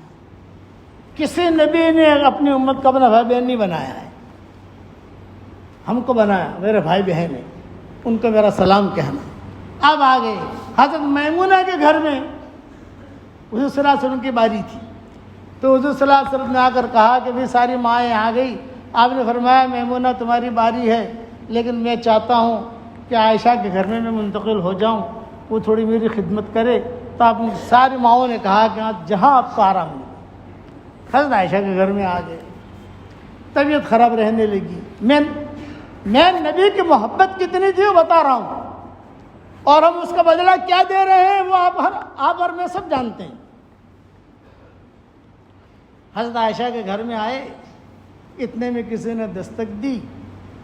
جب دستک دی تو حضرت فاطمہ دیکھنے گئی. حضرت کو کون ہے گھر دروازے پر؟ تو دیکھا تو حضرت فاطمہ گھبرائی ایک دم آئی، گھبرائی. ابو باہر تو بہت بڑے بڑے لوگ کھڑے ہیں، امامے ہیں لمبے چوڑے، بہت لوگ کھڑے ہیں باہر. اچھا کون ہے؟ ابو میں تو گھبرا کر آ گئی، کون ہے میں تو نہیں سمجھ سکتی. اتنے میں جو ہے جب حضرت جبریل آتے تھے تو آثار نمودار ہوتے تھے. حضرت جبریل دور سے آئے. حضرت عائشہ بھی سمجھ گئی یا تو کوئی وحی آ رہی ہے یا تو کوئی معاملہ ہے، لیکن حضور نے کہہ دیا کہ وہ فرشتے ہیں. فجر کی نماز ہوئی. فجر کی نماز کے بعد سارے کے سارے جمع ہوئے. کون؟ ابو بکر، عمر، حضرت فاطمہ، ام سلمہ، حضرت میمونہ، ساری مائیں، ساری بیٹیاں، جو بھی سب جمع ہوئے. حضرت علی. حضور صلی اللہ علیہ وسلم مسکرانے لگے سب کو دیکھ کر. میں محبت بتا رہا ہوں، محبت، امت کے ساتھ کتنا تعلق تھا حضور صلی اللہ علیہ وسلم کو. تو حضرت علی نے کہا کہ حضرت آج تو آپ کی طبیعت بہت اچھی ہے، چہرے پر بشاشت ہے. آپ نے فرمایا ہاں الحمدللہ، رات نیند بھی آئی ہے اور طبیعت بھی اچھی ہے اور بہت اچھی طریقے سے آج. تو حضرت علی نے کہا کہ حضرت اگر اجازت دیں تو گھریلو کچھ کام ہے، ہم فارغ ہو جائیں. اب نے فرمایا ہاں اجازت ہے. حضرت فاطمہ آ گئی. ابو اگر اجازت دیں تو میں بھی کنگھی کر لوں، بہت دنوں سے جو ہے کنگھی کی نہیں. اب نے فرمایا ہاں بیٹا تمہیں بھی اجازت ہے. اتنے امہات المومنین آ گئی، ام سلمہ آ گئی، حضرت میمون آ گئی. پھر گھر کا تھوڑا کام کاج دیکھ لیں. اب نے فرمایا ہاں اجازت ہے. ابو بکر آ گئے. یہ کہا حضرت میں جو ہے بنت خارجہ کے پاس بہت دن ہو گئے گیا نہیں ہوں. باب الاوالی ایک بیوی ان کے باب الاوالی میں رہتی تھی اور ایک بیوی یہاں رہتی تھی. تو یہ فرمایا بنت خارجہ کے پاس، خارجہ کی بیٹی کے پاس گیا نہیں ہوں، تو تھوڑا میں بھی ہوا ہوں وہاں. اب نے فرمایا آپ کو بھی اجازت. حضرت عمر کہتے تھے سب اجازت لے کر جانے لگے، میں نے اجازت نہیں دی. میں نے کہا نہ بھائی میں حضور کو نہیں چھوڑوں گا، تم لوگوں کو جہاں جانا ہے جاؤ، میں نہیں جانے گا. حضرت عائشہ کہتی تھی سب اجازت لے کر جانے لگے لیکن میں نے اجازت نہیں لی، کیونکہ میں اجازت لے کر کیا کروں گی؟ حضور صلی اللہ علیہ وسلم کہاں جائیں گے؟ کہ گھریلو کام تو میرے بھی تھے، کنگھی تو مجھے بھی کرنی ہے، کپڑے مجھے بھی دھونے ہیں، برتن کا معاملہ ہے، سارا گھریلو جو کام ہوتا ہے، لیکن میں جب میری ہوتی حضرت میں آپ کے پاس ہوں۔ حضرت عمر نے کہا حضرت عائشہ سے، کہا عائشہ دیکھو میں باہر ہی ہوں مسجد نبی میں، کوئی ضرورت پڑے کوئی کام ہو صرف دروازہ کھٹکھٹ کرنا ہی ہو، بس میں قریب میں ہوں فوراً آ جاؤں گا۔ یہ تو سب چلے گئے لیکن کچھ بھی ہو تو خالی تمہارا کام اتنا ہی اتنا کرنا دیا، میں آ جاؤں گا۔ حضرت عمر نے باہر نکل کے دیکھا کچھ صحابہ تھے، مغیرہ ابن شعبہ بھی تھے، مغیرہ کہیں جانا مت تھا، تم رہو میرے ساتھ۔ یہ سب چلے گئے ہیں، جتنے شورا والے ہیں سب چلے گئے ہیں، جتنے گھر والے سب چلے گئے، صرف گھریلو کام ہے، لیکن ہم حضور کو اکیلا نہیں چھوڑ سکتے، ان کو تم میرے ساتھ رہو۔ تو کچھ صحابہ تھے انہوں نے کہا ہم بھی رہتے ہیں۔ تو مسجد نبوی میں جو دروازہ کھلتا تھا وہاں پر جو ہے صحابہ ٹولی بنا کر وہاں بیٹھ گئے۔ اب حضرت جبریل آئے حضور صلی اللہ علیہ وسلم کے پاس، حضرت پوری ٹیم لے کر آیا ہوں، اسرائیل بھی ہے، فلاں بھی ہے، فلاں اسماعیل بھی ہے۔ اسماعیل جو ہے یہ بھی ایک فرشتے کا نام ہے کہ اسماعیل اور اسرائیل، اسرافیل، میکائیل، یہ آخر میں لام ہے نا، لام جبریل، یہ آخر میں لام ہے۔ اس کے بھی ایک مستقل ایک قصہ ہے، یہ لام کیوں ہے؟ جبرائیل، اسرائیل، اسرافیل، میکائیل، اسماعیل، یہ سب ہیں۔ میں صرف ایک کہنے کے لیے آیا ہوں کہ اللہ تعالیٰ نے آپ کو بلایا ہے، اگر آپ کہیں تو ٹیم کو اندر لے آؤں اور آپ کو جو رفیق اعلیٰ سے ملاقات آپ کی ہو جائے۔ تو حضور نے جواب دیا میں تیار ہوں، لیکن مجھے صرف اتنا بتاؤ میرے دنیا سے جانے کے بعد میری امت کا کیا ہوگا؟ مرتے وقت میں آدمی اپنے بیوی بچوں کا خیال رکھتا ہے، اپنی بیوی کے بارے میں سوچتا ہے، بچوں کے بارے میں سوچتا ہے، اور یا نبی کیا کہہ رہا ہے؟ مرنے کے بعد میری امت کا کیا ہوگا؟ یہ مجھے تھوڑی سی مجھے تسلی ہو جائے۔ تو حضرت جبریل نے کہا کہ حضرت اجازت تو تمہیں پوچھا ہوں، حالانکہ اللہ کو معلوم ہے کہ کیا باتیں ہو رہی ہیں۔ حضرت جبریل گئے، ابھی کیا ہوا؟ یہ پوچھ رہے ہیں میری امت کا کیا ہوگا میرے مرنے کے بعد؟ تو اللہ نے کیا جواب دیا؟ نبی جی کو ہمارا سلام کہنا اور ایک جملہ کہہ دینا، اپنی امت کا ٹینشن نہ لیں، میں وعدہ کرتا ہوں آپ کی امت کے بارے میں آپ کو خوش کر دوں گا۔ اب کیا بچا یہ بتاؤں مجھے؟ آپ اپنی امت کا ٹینشن نہ لیں، میں وعدہ کرتا ہوں آپ کی امت کے بارے میں آپ کو خوش کر دوں گا۔ چنانچہ واپس آئے جبریل، یہ جملہ کہا، اس کے بعد آپ نے فرمایا اب میں تیار ہوں دنیا سے جانے کے لیے، اب میں تیار ہوں۔ یہ اس امت کا فکر تھا۔ یہ دیکھو، اور اپنے نبی کے ساتھ ہم کیا معاملہ کر رہے ہیں؟ سنتوں کا ہم دیکھ لیں، معاف کرنا، داڑھی کا ہم دیکھ لیں، برقعوں کا ہم دیکھ لیں، پردے کا ہم دیکھ لیں، کاروبار کا ہم دیکھ لیں، پیسے ہمارے پاس کیسے آ رہے ہیں وہ ہم دیکھ لیں، ہماری شادیاں کیسے ہو رہی ہیں وہ ہم دیکھ لیں، کس کا مال کتنا ہم دبا رہے ہیں وہ ہم دیکھ لیں۔ ہر آدمی اپنا مفتی ہے، آپ کو کسی مفتی کے پاس جانے کی ضرورت نہیں ہے، نہ چھاپی، نہ کاکوسی، نہ مجادر کسی، آپ خود اپنے مفتی ہو۔ استفت قلبک، آدمی دیکھے کہ میں کون ہوں، کیا کر رہا ہوں اور کب کیا ہوگا میرے ساتھ۔ جب یہ بات ہو گئی، جبریل علیہ السلام نے کہا اب حضور صلی اللہ علیہ وسلم کا انتقال کا وقت قریب آیا۔ حضرت عائشہ رضی اللہ تعالیٰ عنہ فرماتی تھی کہ میرے سینے کے اوپر حضور جو ٹیک لگا کے لیٹے ہوئے تھے اور اچانک آپ کے منہ سے جو ہے تھوک نکلا اور میرے ہنسلے کے گھڑے میں آ کر گرا۔ ہنسلے کا گھڑا ہوتا ہے نا، وہ گھڑے میں آ کر گرا، مجھے ٹھنڈک محسوس ہوئی، خوشبو محسوس ہوئی، میں گھبرا گئی، ایک دم سے آہستہ آہستہ آہستہ آہستہ پیچھے ہٹی، پیچھے ہٹ کر حضور صلی اللہ علیہ وسلم کو لٹایا۔ لٹانے کے بعد یمنی چادر تھی، وہ چادر میں نے اڑائی اور چادر اڑا کر وہی حضرت عمر نے کہا تھا دروازہ کھٹکھٹانا، تو میں نے دروازہ کھٹکھٹایا۔ حضرت عمر دوڑے دوڑے آئے، کچھ کہو گی عائشہ؟ یہ فرمایا تم دیکھو تمہارے نبی کو کیا ہو رہا ہے۔ یہ فرمایا تم بقی کی طرف منہ کر کے کھڑے ہو جاؤ، آپ بقی کی طرف منہ کر کے کھڑے ہو جاؤ، بقی سے وہاں سے سورج نکلتا ہے، اب مسجد نبوی میں جاؤ تو آپ دیکھو بقی کی طرف وہیں سے سورج طلوع ہوتا ہے، تم بقی کی طرف منہ کر کے کھڑے ہو جاؤ تاکہ ہم تمہارا پردہ ہو جائے، اور ہم جو ہے داخل ہو رہے ہیں۔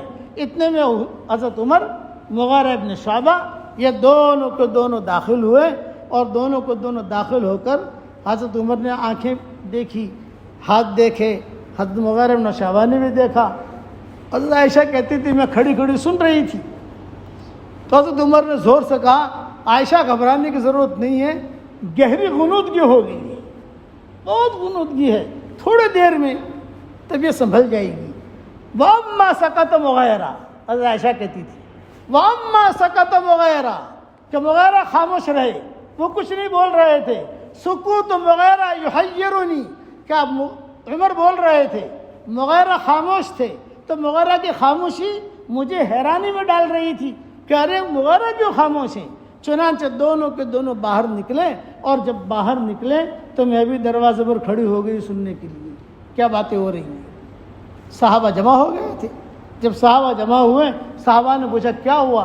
حضرت عمر نے کہا کہ غنودگی بہت ہے، سخت، آنکھیں بالکل بند ہیں، لیکن تھوڑے دیر میں سنبھل جائے گی طبیعت۔ وَأَمَّا سَكَتَ مُغَيْرَةٌ، مغیرہ خاموش تھے، تو کسی ایک صحابی نے حضرت مغیرہ سے پوچھ لیا بھی تم بھی تو گئے تھے اندر، کیا ہے حضور صلی اللہ علیہ وسلم کا کیا حال ہے؟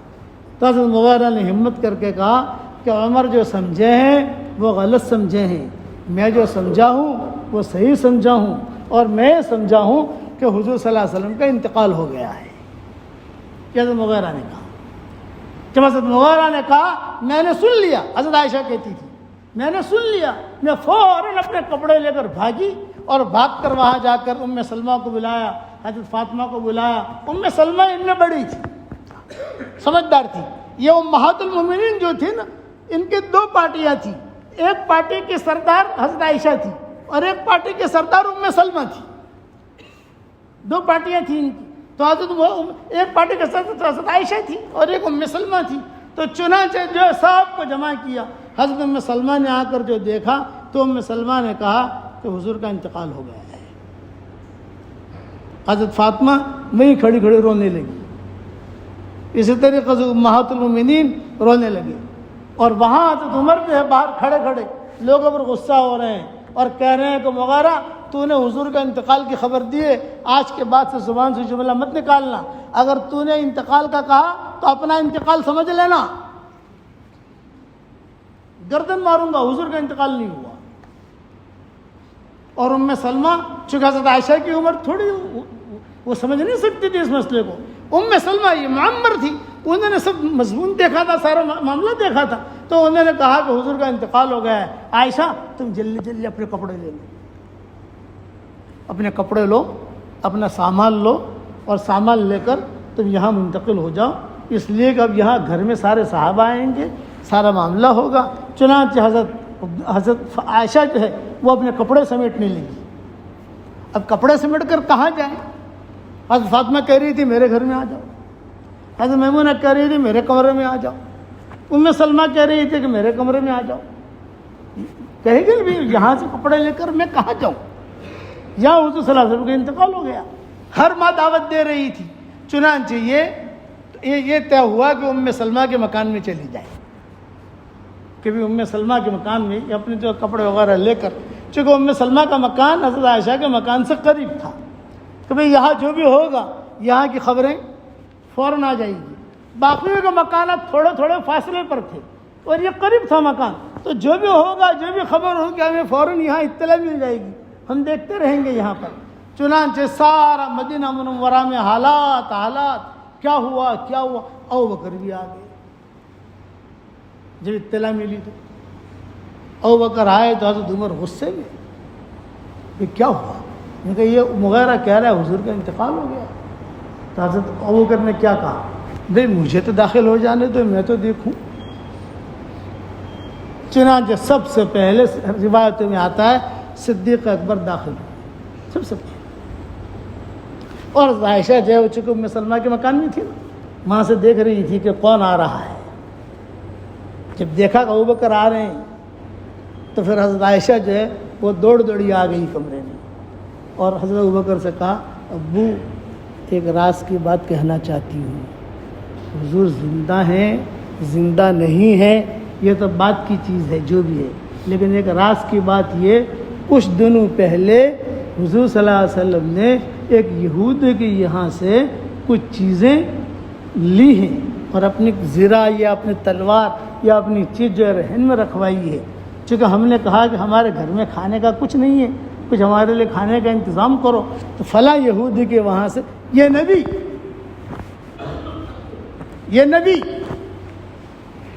ہمارے لیے قربانیاں دی کہ یہاں تک کہ انتقال سے پہلے کھانے کا بھی کچھ نہیں. حضرت عائشہ کہتی تھی ہم نے کہا کچھ جو لا کے دے دو ہمیں جو. چنانچہ حضور صلی اللہ علیہ وسلم یہودی کے پاس، اچھا علماء نے لکھا ہے کہ یہودی کے پاس کیوں گئے؟ بھئی جب حضور کا انتقال کا وقت آیا تو اس وقت تو اسلام پھیل چکا تھا، صحابہ بھی تھے، مالدار تھے، کسی سے لے لیتے.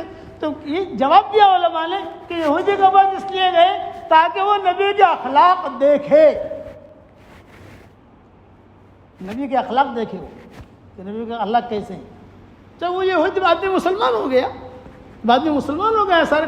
تو ابوبکر نے کہا کہ ٹھیک ہے ہم جا کر وہ قرضہ ادا کر دیں گے اور لے آئیں گے. یہاں صدیق اکبر جو ہے کھڑے رہے. حضرت عائشہ چلی گئی، حضور صلی اللہ علیہ وسلم ابوبکر ہیں اور کوئی نہیں. صدیق اکبر جو ہے کبھی پیشانی پر ہاتھ پھیرتے ہیں، کبھی ہاتھ دباتے ہیں، ہو سکتا ہے اگر زندہ ہو تو تھوڑا حرکت کریں گے، کبھی پاؤں دباتے ہیں، کبھی دائیں طرف کبھی بائیں طرف. اور وہاں امہات المومنین دیکھ رہی ہیں کہ کیا فیصلہ کرتے ہیں. فیصلہ تو یہ کریں گے کہ کیا زندہ ہیں کہ انتقال ہو گیا. مغیرہ کہہ رہے ہیں کہ انتقال ہو گیا، عمر کہہ رہے ہیں کہ زندہ ہیں. تب فیصلہ یہ کریں گے کیا ہے. چنانچہ صدیق اکبر نے پیشانی پر بوسہ دیا اور ایک جملہ کہا طبت حیا و میتا. حضرت دنیا میں رہنا بھی آپ کو مبارک، دنیا سے جانا بھی آپ کو مبارک، ہر حال میں آپ مبارک ہیں. کوئی یعنی اللہ کی جو چیز منظور ہے وہ ہوئی ہے. اور بار بار جو ہے گھومتے رہے، کبھی یہاں جاتے کہ اکیلے اور کوئی نہیں ہے.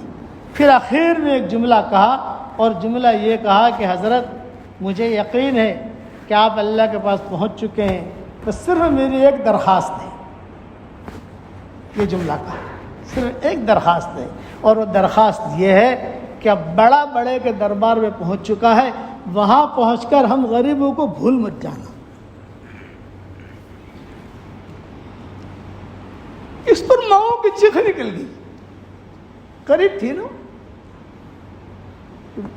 آپ بڑے ہیں، اللہ بڑے ہیں، بڑا بڑے کے دربار میں پہنچ چکا، وہاں پہنچ کر ہم غریبوں کو بھول مت جانا.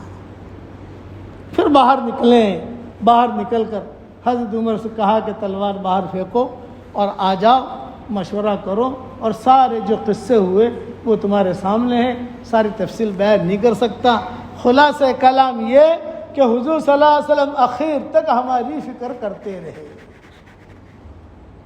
آخر کہ امت کا کیا ہوگا.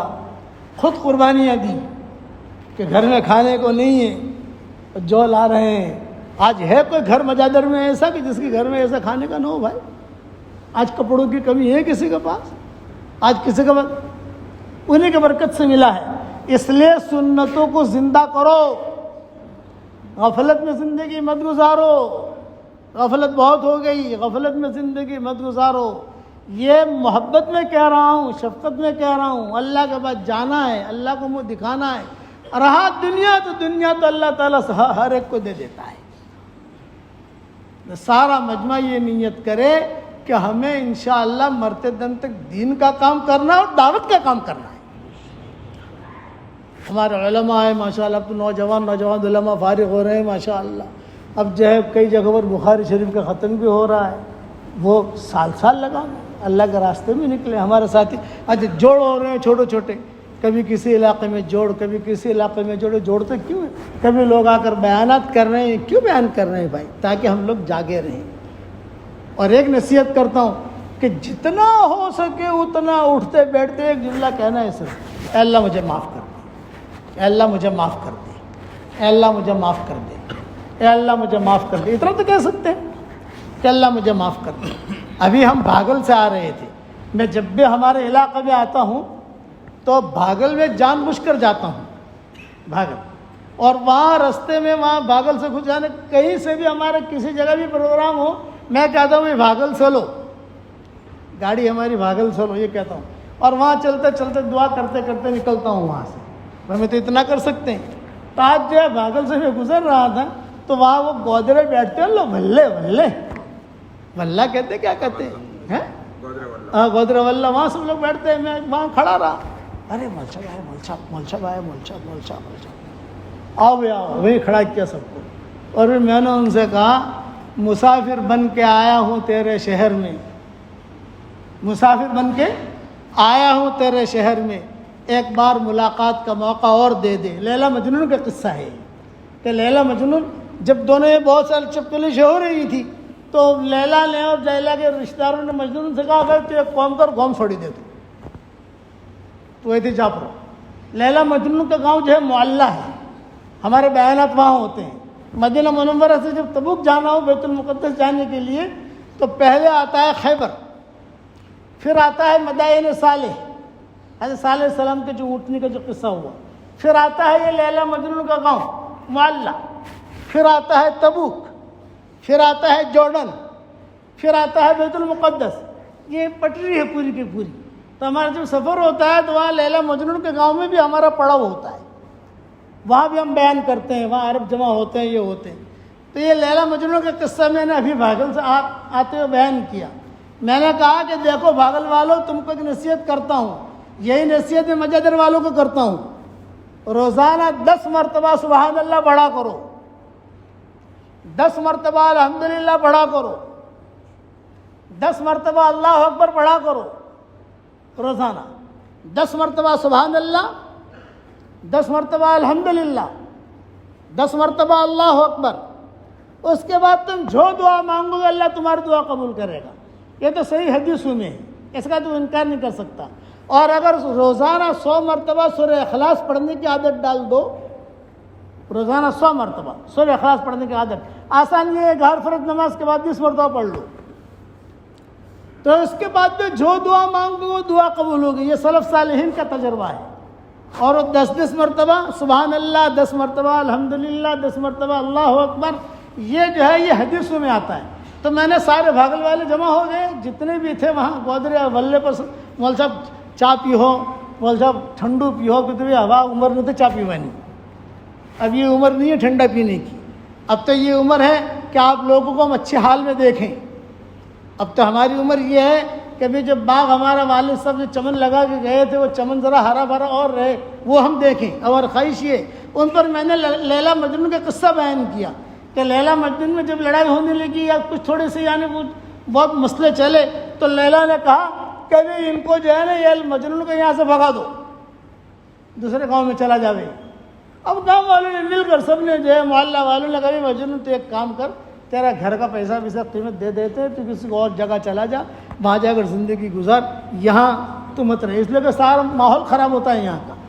خیر وہ چلا گیا۔ 3 سال 4 سال کے بعد یہ قصہ میں نے ابھی جو ہمارا واٹس ایپ کا سبق چل رہا ہے نماز سے دوستی کیجیے، اس میں میں نے بیان کیا ہے۔ 3-4 سال کے بعد یہ مجنون جو ہے وہاں آیا معلّہ، اور اس نے شعر پڑھنا شروع کیا، تیرے شہر میں آیا ہوں مسافر کی طرح، ایک بار پھر ملاقات کا موقع دے دے، ایک بار پھر زیارت کا موقع دے دے، تیرے شہر میں آیا ہوں مسافر کی طرح، ایک بار پھر ملاقات کا موقع دے دے، ایک مرتبہ پھر تیری زیارت کا موقع دے دے۔ یہ اشعار گنگنا رہا تھا عربی کے اندر، میں اردو میں کہہ رہا ہوں۔ اچانک اللہ اکبر کی آواز آئی تو یہ مجنون بہت رویا اور یوں کہا آیا تھا لیلا سے ملنے لیکن اللہ نے مجھے بلا لیا، اور مسجد میں آ کر بہت رویا بہت رویا بہت رویا بہت رویا۔ کسی کہنے والے نے کہا کہ کیوں رو رہا ہے؟ کہ لیلا کی محبت میں نہیں رو رہا. تو کیوں رو رہا ہے تو؟ اچانک غیب سے آواز آئی, خوشنما ید نالے شبہائے تو ذوقہا دارم بازاری ہائے تو. مجنون نے اللہ سے کہا تھا, اے اللہ تو نے مجھے سب کچھ دے دیا, مجھے لیلا ہی نہیں دی. لیلا دے دیتا تو میری تمنا پوری ہوتی. یہ آواز آئی غیب سے, خوشنما ید نالے شبہائے تو ذوقہا دارم بازاری ہائے تو. ارے مجنون, تیرا راتوں کا رونا بہت پسند ہے, اگر تیری ملاقات میں لیلا سے کرا دوں گا تو میرے سامنے کون روئے گا؟ تو روتا جا میں دیکھتا جاؤں, تو روتا جا میں دیکھتا جاؤں. تو کبھی کبھار نامناسب حالات آتے ہیں, اس سے بھی اللہ کا قرب ملتا ہے. میں نے باغل والوں سے کہا کہ ہم تو گزرتے آتے جاتے, ہم تو جو ہے مجنون کی طرح ہیں اور تم لیلاؤں کی طرح ہو. ہم تو آتے جاتے رہیں گے, دعا کرتے رہیں گے, مانگتے رہیں گے. اللہ کرے کہ اللہ ہمیں وہ دن دکھائے جو میرے والد کی تمنا ہی تھی کہ ہر گھر سے اللہ کے راستے میں نکل رہا ہو آدمی. میرے والد کی تمنا تھی, کہتے تھے میں چاہتا ہوں کہ ہر گھر پتی مانگتے تھے کہ گھر پتی سے ایک آدمی اللہ کے راستے میں نکلے. آپ حضرات سے درخواست کرتا ہوں کہ اللہ کے راستے میں نکلو گے انشاءاللہ, چلہ بھی دو گے انشاءاللہ, 3 چلہ بھی دو گے, زور سے بولو نا یار, دو گے نا انشاءاللہ. اب بتاؤ کون نکلنے کے لیے تیار ہے؟ جلدی جلدی کھڑا ہو جائے, پھر ہم دعا کرا لیں. دیکھو آج کی رات جو ہے عرفات کی رات ہے, کل عرفات ہے. آج حاجی سارے کے سارے مینا میں ہیں اس وقت میں, اور کل عرفات کا میدان ہے, کل عرفات میں جائیں گے حاجی. یہ وقت جو ہے بہت قبولیت کا ہوتا ہے. اسی رات میں قصہ ہوا تھا سانپ کا, اسی رات میں سورۃ المرسلات نازل ہوئی تھی. حضور صلی اللہ علیہ وسلم احرام کی حالت میں تھے اور سورۃ المرسلات نازل ہوئی تھی, اسی رات میں نازل ہوئی تھی. اور ایک سانپ نکلا, سارے کے سارے صحابہ مائیں, وہ سانپ نکلا تو سارے کے سارے ہی ہونے لگے, دوڑنے لگے, ہی دباگنے لگے. حضور بھی کھڑے ہو گئے سب احرام کی حالت میں, اور وہ سانپ کبھی یہاں جا رہا, یہاں جا رہا, یہاں جا رہا. اب کون اس کو مارے, اس لیے کو قابو بھی نہیں آتا تھا. چنانچہ عبداللہ بن مسعود تھے رضی اللہ تعالیٰ عنہ, وہ انہوں نے سانپ کا پیچھا کیا. سانپ آگے آگے, عبداللہ بن مسعود پیچھے پیچھے. عبداللہ بن مسعود کی پنڈلیاں جو ہے بہت پتلی تھی, اور جو دبلا پتلا آدمی ہوتا ہے بھاگتا بھی بہت تیز ہے, ان کی پنڈلیاں بہت دبلی پتلی. تو اب سانپ آگے آگے اور عبداللہ بن مسعود پیچھے پیچھے, اور حضور صلی اللہ علیہ وسلم یوں دیکھ رہے ہیں کھڑے ہو کر, کیا ہو رہا کیا ہو رہا. مائیں بھی دیکھ رہی ہیں اور سارے صحابہ دیکھ رہے ہیں, ابو بکر عمر سب دیکھ رہے ہیں. عبداللہ بن مسعود پیچھے پیچھے, سانپ آگے آگے. حضور دیکھ رہے, ارے ارے کیا ہوا کیا. تو سانپ جو ہے کسی غار میں جا کر گھس گیا. تو اسی رات کا قصہ ہے, اسی دن کا. اب جب وہاں سانپ گھسا تو عبداللہ بن مسعود کھڑے ہوئے ہانپنے لگے, آگے تھے نا. تو عبداللہ بن مسعود آہستہ آہستہ واپس آئے. تو حضور نے فرمایا, مبارک وہ تیرا ہمارے شر سے بچ گیا اور اس کے شر سے ہم بچ گئے. یہ آپ نے فرمایا کہ وہ تمہارے شر سے بچ گیا, یعنی تم نے مارا نہیں. حیا کو حیا کیوں کہتے معلوم ہے کہ سانپ جو ہے وہ اپنی موت نہیں مرتا. جیسے جانور اپنی موت مر جاتے ہیں نا, گدھا اپنی موت مر جاتا ہے, کہ وہ اپنی موت نہیں مرتا, کسی کے مارنے سے مرے گا, اس لیے اس کو حیا کہتے ہیں, زندہ. فیضا یہ حیۃ تسعی, یہ علماء نے لکھا ہے کہ اپنی موتوں نے مرے گا, لمبی عمر ہوتی ہے اس کی.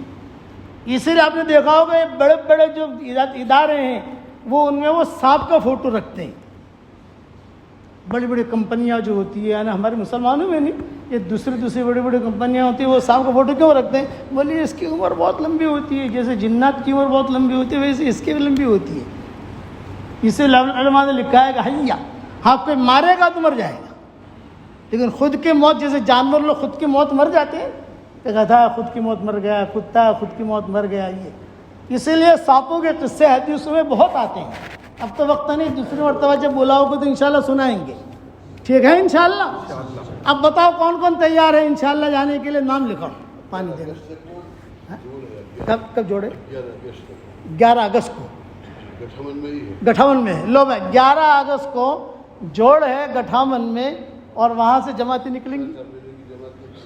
لو ماشاء اللہ, بہت اچھا. اس کے لیے نام لکھو کون تیار ہے. بڑی بستی, اقصی, نور, مسجد عمر, ماشاء اللہ بہت اچھا. ہاں آپ کے یہاں سے اللہ تعالیٰ ان کی جان میں، مال میں، ایمان میں، آبرو میں بے انتہا برکت کا معاملہ فرمائے. کہو آمین. اور بتاؤ. 2 سال سے بہت سالوں کا وقت نہیں لگا ہوا ہے. کرو ارادے کرو. آپ کے گھر میں سے ایک. چلو 2 ہو گئے. اور کون ہے جی؟ کیا نام آپ کا؟ رضوان. بھائی رضوان کا نام لکھو. اور بولو. بتا بہت بڑا یہ ماشاءاللہ مجادر تو مجادر ہے. واہ واہ واہ واہ، بڑے اچھے لوگ ہیں، بھلے لوگ ہیں ماشاءاللہ.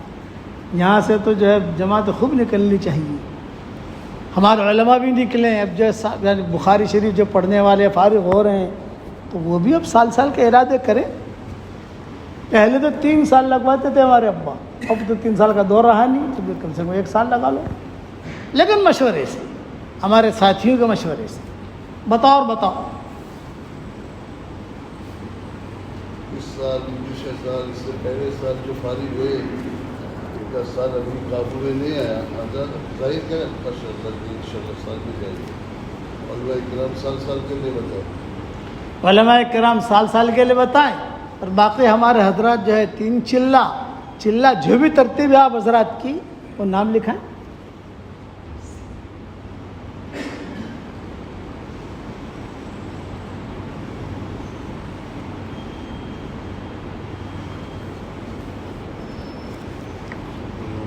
کتنی مسجدیں ہیں یہاں؟ 5 مسجدیں. واہ ماشاء اللہ. 5 مسجدیں تو ماشاء اللہ اچھی ہیں. آپ حضرات جو ہے اگر ہر مسجد سے بھی جماعت دے دو گے، خالی یہ اعلان کر دے کہ ہماری مسجد سے 1 جماعت 2 جماعت، پھر محنت کرو. اب تو جماعتیں خوب نکل رہی ہیں ماشاء اللہ. یعنی یہ لاک ڈاؤن کی وجہ ویسے بھی جو ہے جماعت اپنے اپنے اعتبار سے لوگ نکال رہے ہیں. بھلے یعنی تھوڑے سے یعنی احتیاط سے نکالتے ہوں. ہم یہ نہیں کہتے کہ بھی جیسے پہلے نکلتے تھے ایسے نکلو، احتیاط سے نکلو. وہ تو ہمارے ساتھی جو ہیں ماشاءاللہ ترتیب بنا کر ہی سب کو لے کے چلتے ہیں. لیکن حرکت میں رہنا چاہیے. یہ میں نے غفلت آئے گی. پورے ہندوستان میں جماعت جانا شروع ہوگی، پھر سے دوسرے ہاں. صوبوں میں بھی جاتی ہے. اب سب جگہ ماشاءاللہ جماعتوں کو نقل و حرکت شروع ہو گئی. جہاں تھوڑی سی یعنی لاک ڈاؤن ہے، جیسے بمبئی مساجدیں بھی کھلی نہیں ہے مکمل، وہاں تھوڑا سا احتیاط کرتے ہیں. باقی تو ماشاءاللہ اب چھوٹے موٹے جوڑ بھی شروع ہو گئے.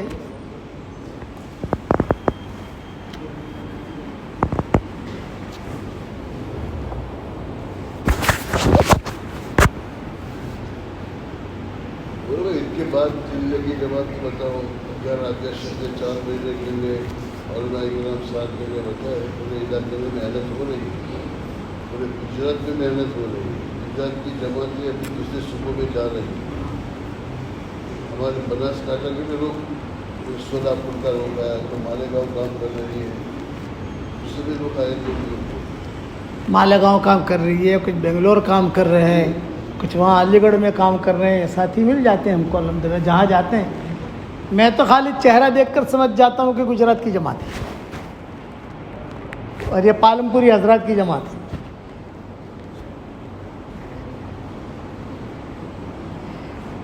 آپ مولانا تشکیل کرنا بعد میں ان لوگوں کی، ٹھیک ہے؟ ارادہ تو کرو بھائی. روزانہ 100 مرتبہ سورہ اخلاص پڑھو گے انشاءاللہ. اس کی عادت ڈالو کہ روزانہ 100 مرتبہ سورہ اخلاص پڑھنے کی عادت.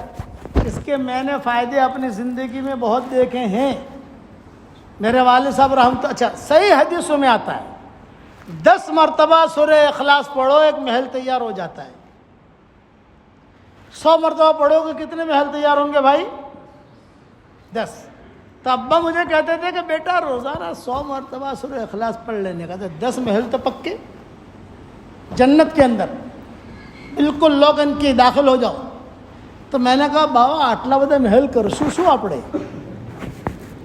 روزانہ کے 10 محل اور روزانہ پڑھو تو اتنا آپ یہ دیکھو بیٹا ایکڑے دن خبر پڑ جائے، ایکڑے دن خبر پڑ جائے گا. ابھی اوسا سے یعنی وہاں جب جائیں گے تو ایسا لگے گا کہ یہ بھی کم ہے. پھر کہتے تھے کہ 10 روزانہ 100 مرتبہ سورہ اخلاص پڑھتا رہے تو جو اللہ جنت میں محل دینے کے لیے دے سکتا ہے، قادر ہے، وہ اللہ بمبئی میں بھی 10 محل اتار دے گا، مکہ میں اتار دے گا، گٹھامن میں اتار دے گا۔ تو ایسا ہی ہوا، میں پڑھتا رہا، اللہ مکانت دیتا رہا، کرتا رہا۔ اس لیے یہ میری طرف سے ہدیہ ہے، جاندار، شاندار، مالدار، دیندار، 4 نام ہیں اس کے۔ کتنے نام ہیں بھائی؟ 4 نام، جاندار، شاندار، مالدار، دیندار۔ جس کو میں نے بتایا، اور یہ میری تسبیح، جاندار، شاندار، مالدار، دیندار۔ بمبئی میں نواب مسجد کا نام سنا ہوگا آپ نے، وہاں میں نکل رہا تھا، گاڑی میں بیٹھا، ایک لڑکی آئی، ابو جی میری عمر 28 سال کی ہو گئی ہے، میری شادی نہیں ہوتی، آپ دعا کرو۔ میں نے کہا بیٹا ایک وظیفہ بتا تو کرے گی؟ ہاں ابو جی کروں گی۔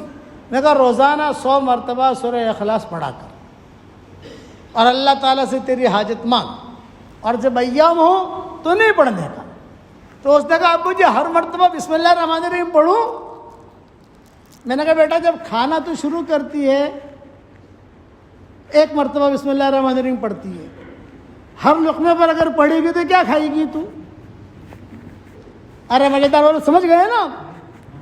وہ بھی ہنسنے لگا، ابو جی سمجھ گئی۔ ہر لقمے پر بسم اللہ الرحمن الرحیم پڑھو گے تو کیا کھاؤ گے آپ؟ 1 مرتبہ پڑھ لے کافی ہے، اور تو کرتی رہے۔ جگہ بجی میں کروں گی انشاءاللہ۔ اب جو میرے ہاتھ میں تسبیح تھی، یہ تسبیح کا نام بھی ہے جاندار، شاندار، مالدار، دیندار۔ میں نے کہا بیٹا یہ میری تسبیح لے لے، یہ تسبیح کے بھی نام ہے، وظیفہ کا بھی نام ہے جاندار، شاندار، مالدار، دیندار، اور تسبیح کا بھی نام ہے جاندار، شاندار، مالدار، دیندار۔ یہ تسبیح ہدیہ لے، اس پر پڑھتی رہنا۔ باپو جی کی تسبیح ہے، وہ بیچاری لے گئی، بہت 1 سال کے بعد پھر گیا، باہر نکل رہا تھا، وہی لڑکی تسبیح یہ لے کر کھڑی تھی، میں سمجھ گیا میری تسبیح ہے، اور پھر جو ایک بچہ لے کر کھڑی تھی، ابو جی الحمدللہ یہ تسبیح ہے، اللہ نے میرا نکاح بھی کرا دیا، مجھے بیٹا بھی دیا، اور الحمدللہ اللہ نے مجھے بہت مال دیا۔ میں کو اللہ نے جو بہت مال دیا ہے وہ اللہ کی امانت ہے، اسٹاک مت کرنا، اسٹاک کرے گی تو اسٹاپ ہو جائے گا۔ اسٹاک مت کرنا، خرچ کرتی رہنا، مسجد میں، مدرسوں میں، بیواؤں پر، یتیموں پر۔ ہاں کروں گی، تو یہ تسبیح جاری رہے۔ میں نے کہا پڑھتی رہے، فائدہ ہی فائدہ ہے، نقصان نہیں ہے اس میں۔ آپ مجھے خوشخبری سناؤں؟ میں نے کہا سنا۔ یہ کہا کہ جو ہے لڑکیاں میرے پاس آتی تھیں، وہ سہیلیاں ہوتی ہیں نا، ارے حلیمہ، اس کا نام حلیمہ تھا، ارے حلیمہ تو اتنی اسمارٹ نہیں ہے، تیری شادی کیسے ہو گئی؟ ہم تو تجھ سے زیادہ اسمارٹ ہیں، شادیاں نہیں ہوتی ہماری۔ تو میں نے کہا جاندار، شاندار، مالدار، دیندار، اتنا جملہ میں نے کہا۔ پھر ان کو تسبیح دے دیتی تھی، پڑھو سورہ اخلاص۔ ابو جی جس کو پڑھوایا 100 مرتبہ، ان سب کی شادیاں اللہ نے کرا دی۔ میں نے کہا اللہ مبارک کرے۔ تو آپ لوگوں کو بھی ہدیہ دے کر جا رہا ہوں، جاندار، شاندار، مالدار، دیندار۔ روزانہ جو ہے 100 مرتبہ پڑھنے کی عادت ڈال دو، جو مانگو گے اللہ دے گا انشاءاللہ۔ اب یہ میری ایک تسبیح سارے مزیدار والوں کو تو نہیں دے سکتا، برابر ہے؟ تو میں ایک آدمی کو دوں، یہ میرے سامنے بیٹھے ان کو دے دیتا ہوں، لو بہت پیسے آئیں گے انشاءاللہ۔ سمجھ گئے؟ میں تو آپ کو پہچان تو پڑھو گے انشاءاللہ آپ، جو میرے سامنے بیٹھتا ہوں اس کو دے دیتا ہوں، اللہ تعالیٰ برکت دے۔ دعا کر لو، اللہم صلی علی محمد وعلی آل محمد کما صلیت علی ابراہیم وعلی آل ابراہیم انک حمید مجید۔ اے اللہ ہمارے گناہوں کو معاف فرما، اے اللہ ہمارے خطاؤں سے درگزر فرما، اے اللہ پورے مجادر والوں کو قبول فرما، ان کے مردوں کو قبول فرما، ان کی عورتوں کو قبول فرما، ذرے ذرے کو قبول فرما، اے اللہ ان کے بچوں کو قبول فرما، ان کے بیٹیوں کو قبول فرما، ان کے پوتوں کو قبول فرما، ان کے نواسوں کو قبول فرما، ان کے نواسیوں کو قبول فرما، اے اللہ ان کے چھوٹے بڑوں کو قبول فرما، قرب و جوار میں جتنی بستیاں ان کو قبول فرما، اے اللہ اچانک کا خیر ہمیں نصیب فرما، اچانک کے شر سے ہماری حفاظت فرما، ہمارا کھویا ہوا دین ہمیں واپس دے دے، ہمارا کھویا ہوا قرآن ہمیں واپس دے دے، ہماری کھوئی ہوئی عزتیں واپس دے دے، دعوت کے کام کے لیے تو ہم سب کو قبول فرما۔ اے اللہ یہ رات بہت برکت والی رات ہے، اے اللہ حاجی سارے کے سارے مینا میں موجود ہیں اور کل عرفات میں جا رہے ہیں، ان کی دعاؤں میں ہمارا حصہ عطا فرما، ہماری دعاؤں میں ان کا حصہ عطا فرما۔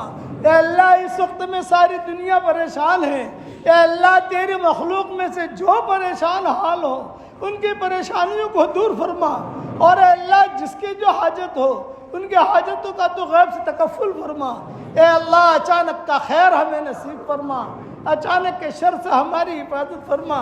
اے اللہ ان راتوں میں جو خیر کی باتیں اترتی ہیں وہ خیر ہم سب کے لیے مقدر فرما، اور ان راتوں میں جو برائیاں اترتی ہیں ان برائیوں سے تو ہماری حفاظت فرما۔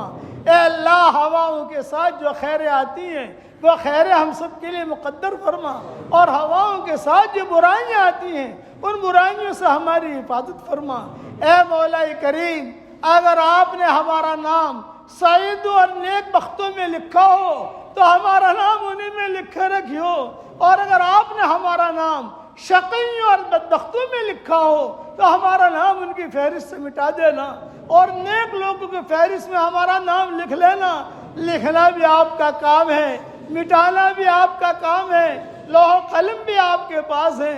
اے اللہ جتنے مرد جمع ہوئے ہیں اور جو ہماری مائیں بہنیں آمین کہہ رہی ہیں، ہم سب کی قیامت تک کے آنے والی نسلوں کو تو قبول فرما لے۔ ہمارا کھویا ہوا دین ہمیں واپس دے دے، ہمارا کھویا ہوا اقرال ہمیں واپس دے دے۔ اے اللہ جو جس لائن کی پریشانی میں مبتلا ہو عافیت سے ان کی پریشانیوں کو دور فرما۔ جس کرم سے آپ نے مجادر کی اس مسجد میں جمع کیا ہے اسی کرم سے ہماری قیامت تک کے آنے والی نسلوں کے ساتھ تیرے نبی کے پڑوس میں جنت الفردوس میں تو ہم سب کو جمع فرما دے۔ اے اللہ ہمیں خالی ہاتھ واپس نہ لوٹا، تیرے دربار میں کوئی آئے خالی ہاتھ واپس چلا جائے یہ تیری شان کے خلاف ہے، یہ تیرے علو مرتبے کے خلاف ہے۔ اے خوبصورت پردے والے، اے خوبصورت چادر والے، ہمارے عیبوں پر پردے ڈال دے، مصطفی الاخیار میں شامل فرما دے، بھلے بندے بندیوں میں شامل فرما دے۔ اے اللہ آپ کے وہ مبارک نام، آپ کے وہ مبارک 8 نام جو آپ نے سورج پہ لکھے ہیں، اور آپ کے وہ مبارک نام جو آپ نے لوح و قلم پہ لکھے ہیں، اور آپ کے وہ مبارک نام جو آپ نے عرش اور کرسی پہ لکھے ہیں، اور آپ کے وہ مبارک نام جو آپ نے طوبہ درخت کے جڑوں میں لکھے ہیں، اور آپ کے وہ اسماء حسنہ جو آپ نے بیت معمور پہ لکھے ہیں، اور آپ کے وہ اسماء حسنہ جو آپ نے سدرۃ المنتہا کی ٹہنیوں پر لکھے ہیں، اور آپ کے وہ اسماء حسنہ جو آپ نے سدرۃ المنتہا کی جڑوں میں لکھے ہیں، اور آپ کے وہ اسماء حسنہ جو آپ نے آسمانوں کے کناروں پہ لکھے ہیں، اور آپ کے وہ اسماء حسنہ کہ جو آپ کا بہت بڑا سمندر ہے۔ ہم نے حدیثوں میں پڑھا ہے 7 آسمان کے اوپر ایک بہت بڑا سمندر ہے، اس سے بڑا کوئی سمندر نہیں ہے، بہت بڑا سمندر ہے، اس کے اوپر تیرا عرش ہے، اس کے اوپر تیری کرسی ہے، اس سمندر کے ایک ایک بوند کے اوپر تو نے تیرا نام لکھا ہے۔ اے اللہ ان سارے ناموں کے برکت سے طفیل سے آپ سے دعا مانگتے ہیں، ہم سب کی تو پریشانیوں کو دور فرما دے، امت کی اجتماعی اور انفرادی پریشانیوں کو دور فرما دے۔ اے اللہ یہ بیماریوں سے تو انسانیت کو نجات دے دے، اور اپنے فضل و کرم سے ہماری ساری دعاؤں کو قبول فرما۔ جس نے بھی ہم سے دعاؤں کے لیے کہا ہو، دعاؤں کے لیے خطوط میں لکھا ہو، جن کا ہم پر کسی قسم کا حق اور احسان ہو، جو ہمیں اپنی دعاؤں میں یاد کرتے رہتے ہوں، مائیں بہنیں ہمیں اپنی دعاؤں میں یاد کرتی رہتی ہوں، ہماری ساری دعاؤں میں ان کا پورا پورا حصہ نصیب فرما۔ اے اللہ خالی ہاتھ ہمیں واپس نہ لوٹا، مجادر سے ہمیں خالی ہاتھ واپس نہ لوٹا۔ اے اللہ تیرے دین کی خاطر یہاں آئے ہیں، ہم سب کی جھولیوں کو تو ہدایت سے بھر دے، اور اپنے فضل و کرم سے ہماری دعاؤں کو قبول فرما۔ سبحان ربک رب العزت عما یصفون وسلام علی المرسلین والحمد للہ رب العالمین۔ بھئی میں آپ حضرات کو سلام کر دوں، سلام کا جواب دے دوں، میں مسافہ کرنے سے معذور ہوں۔ السلام علیکم ورحمۃ اللہ وبرکاتہ۔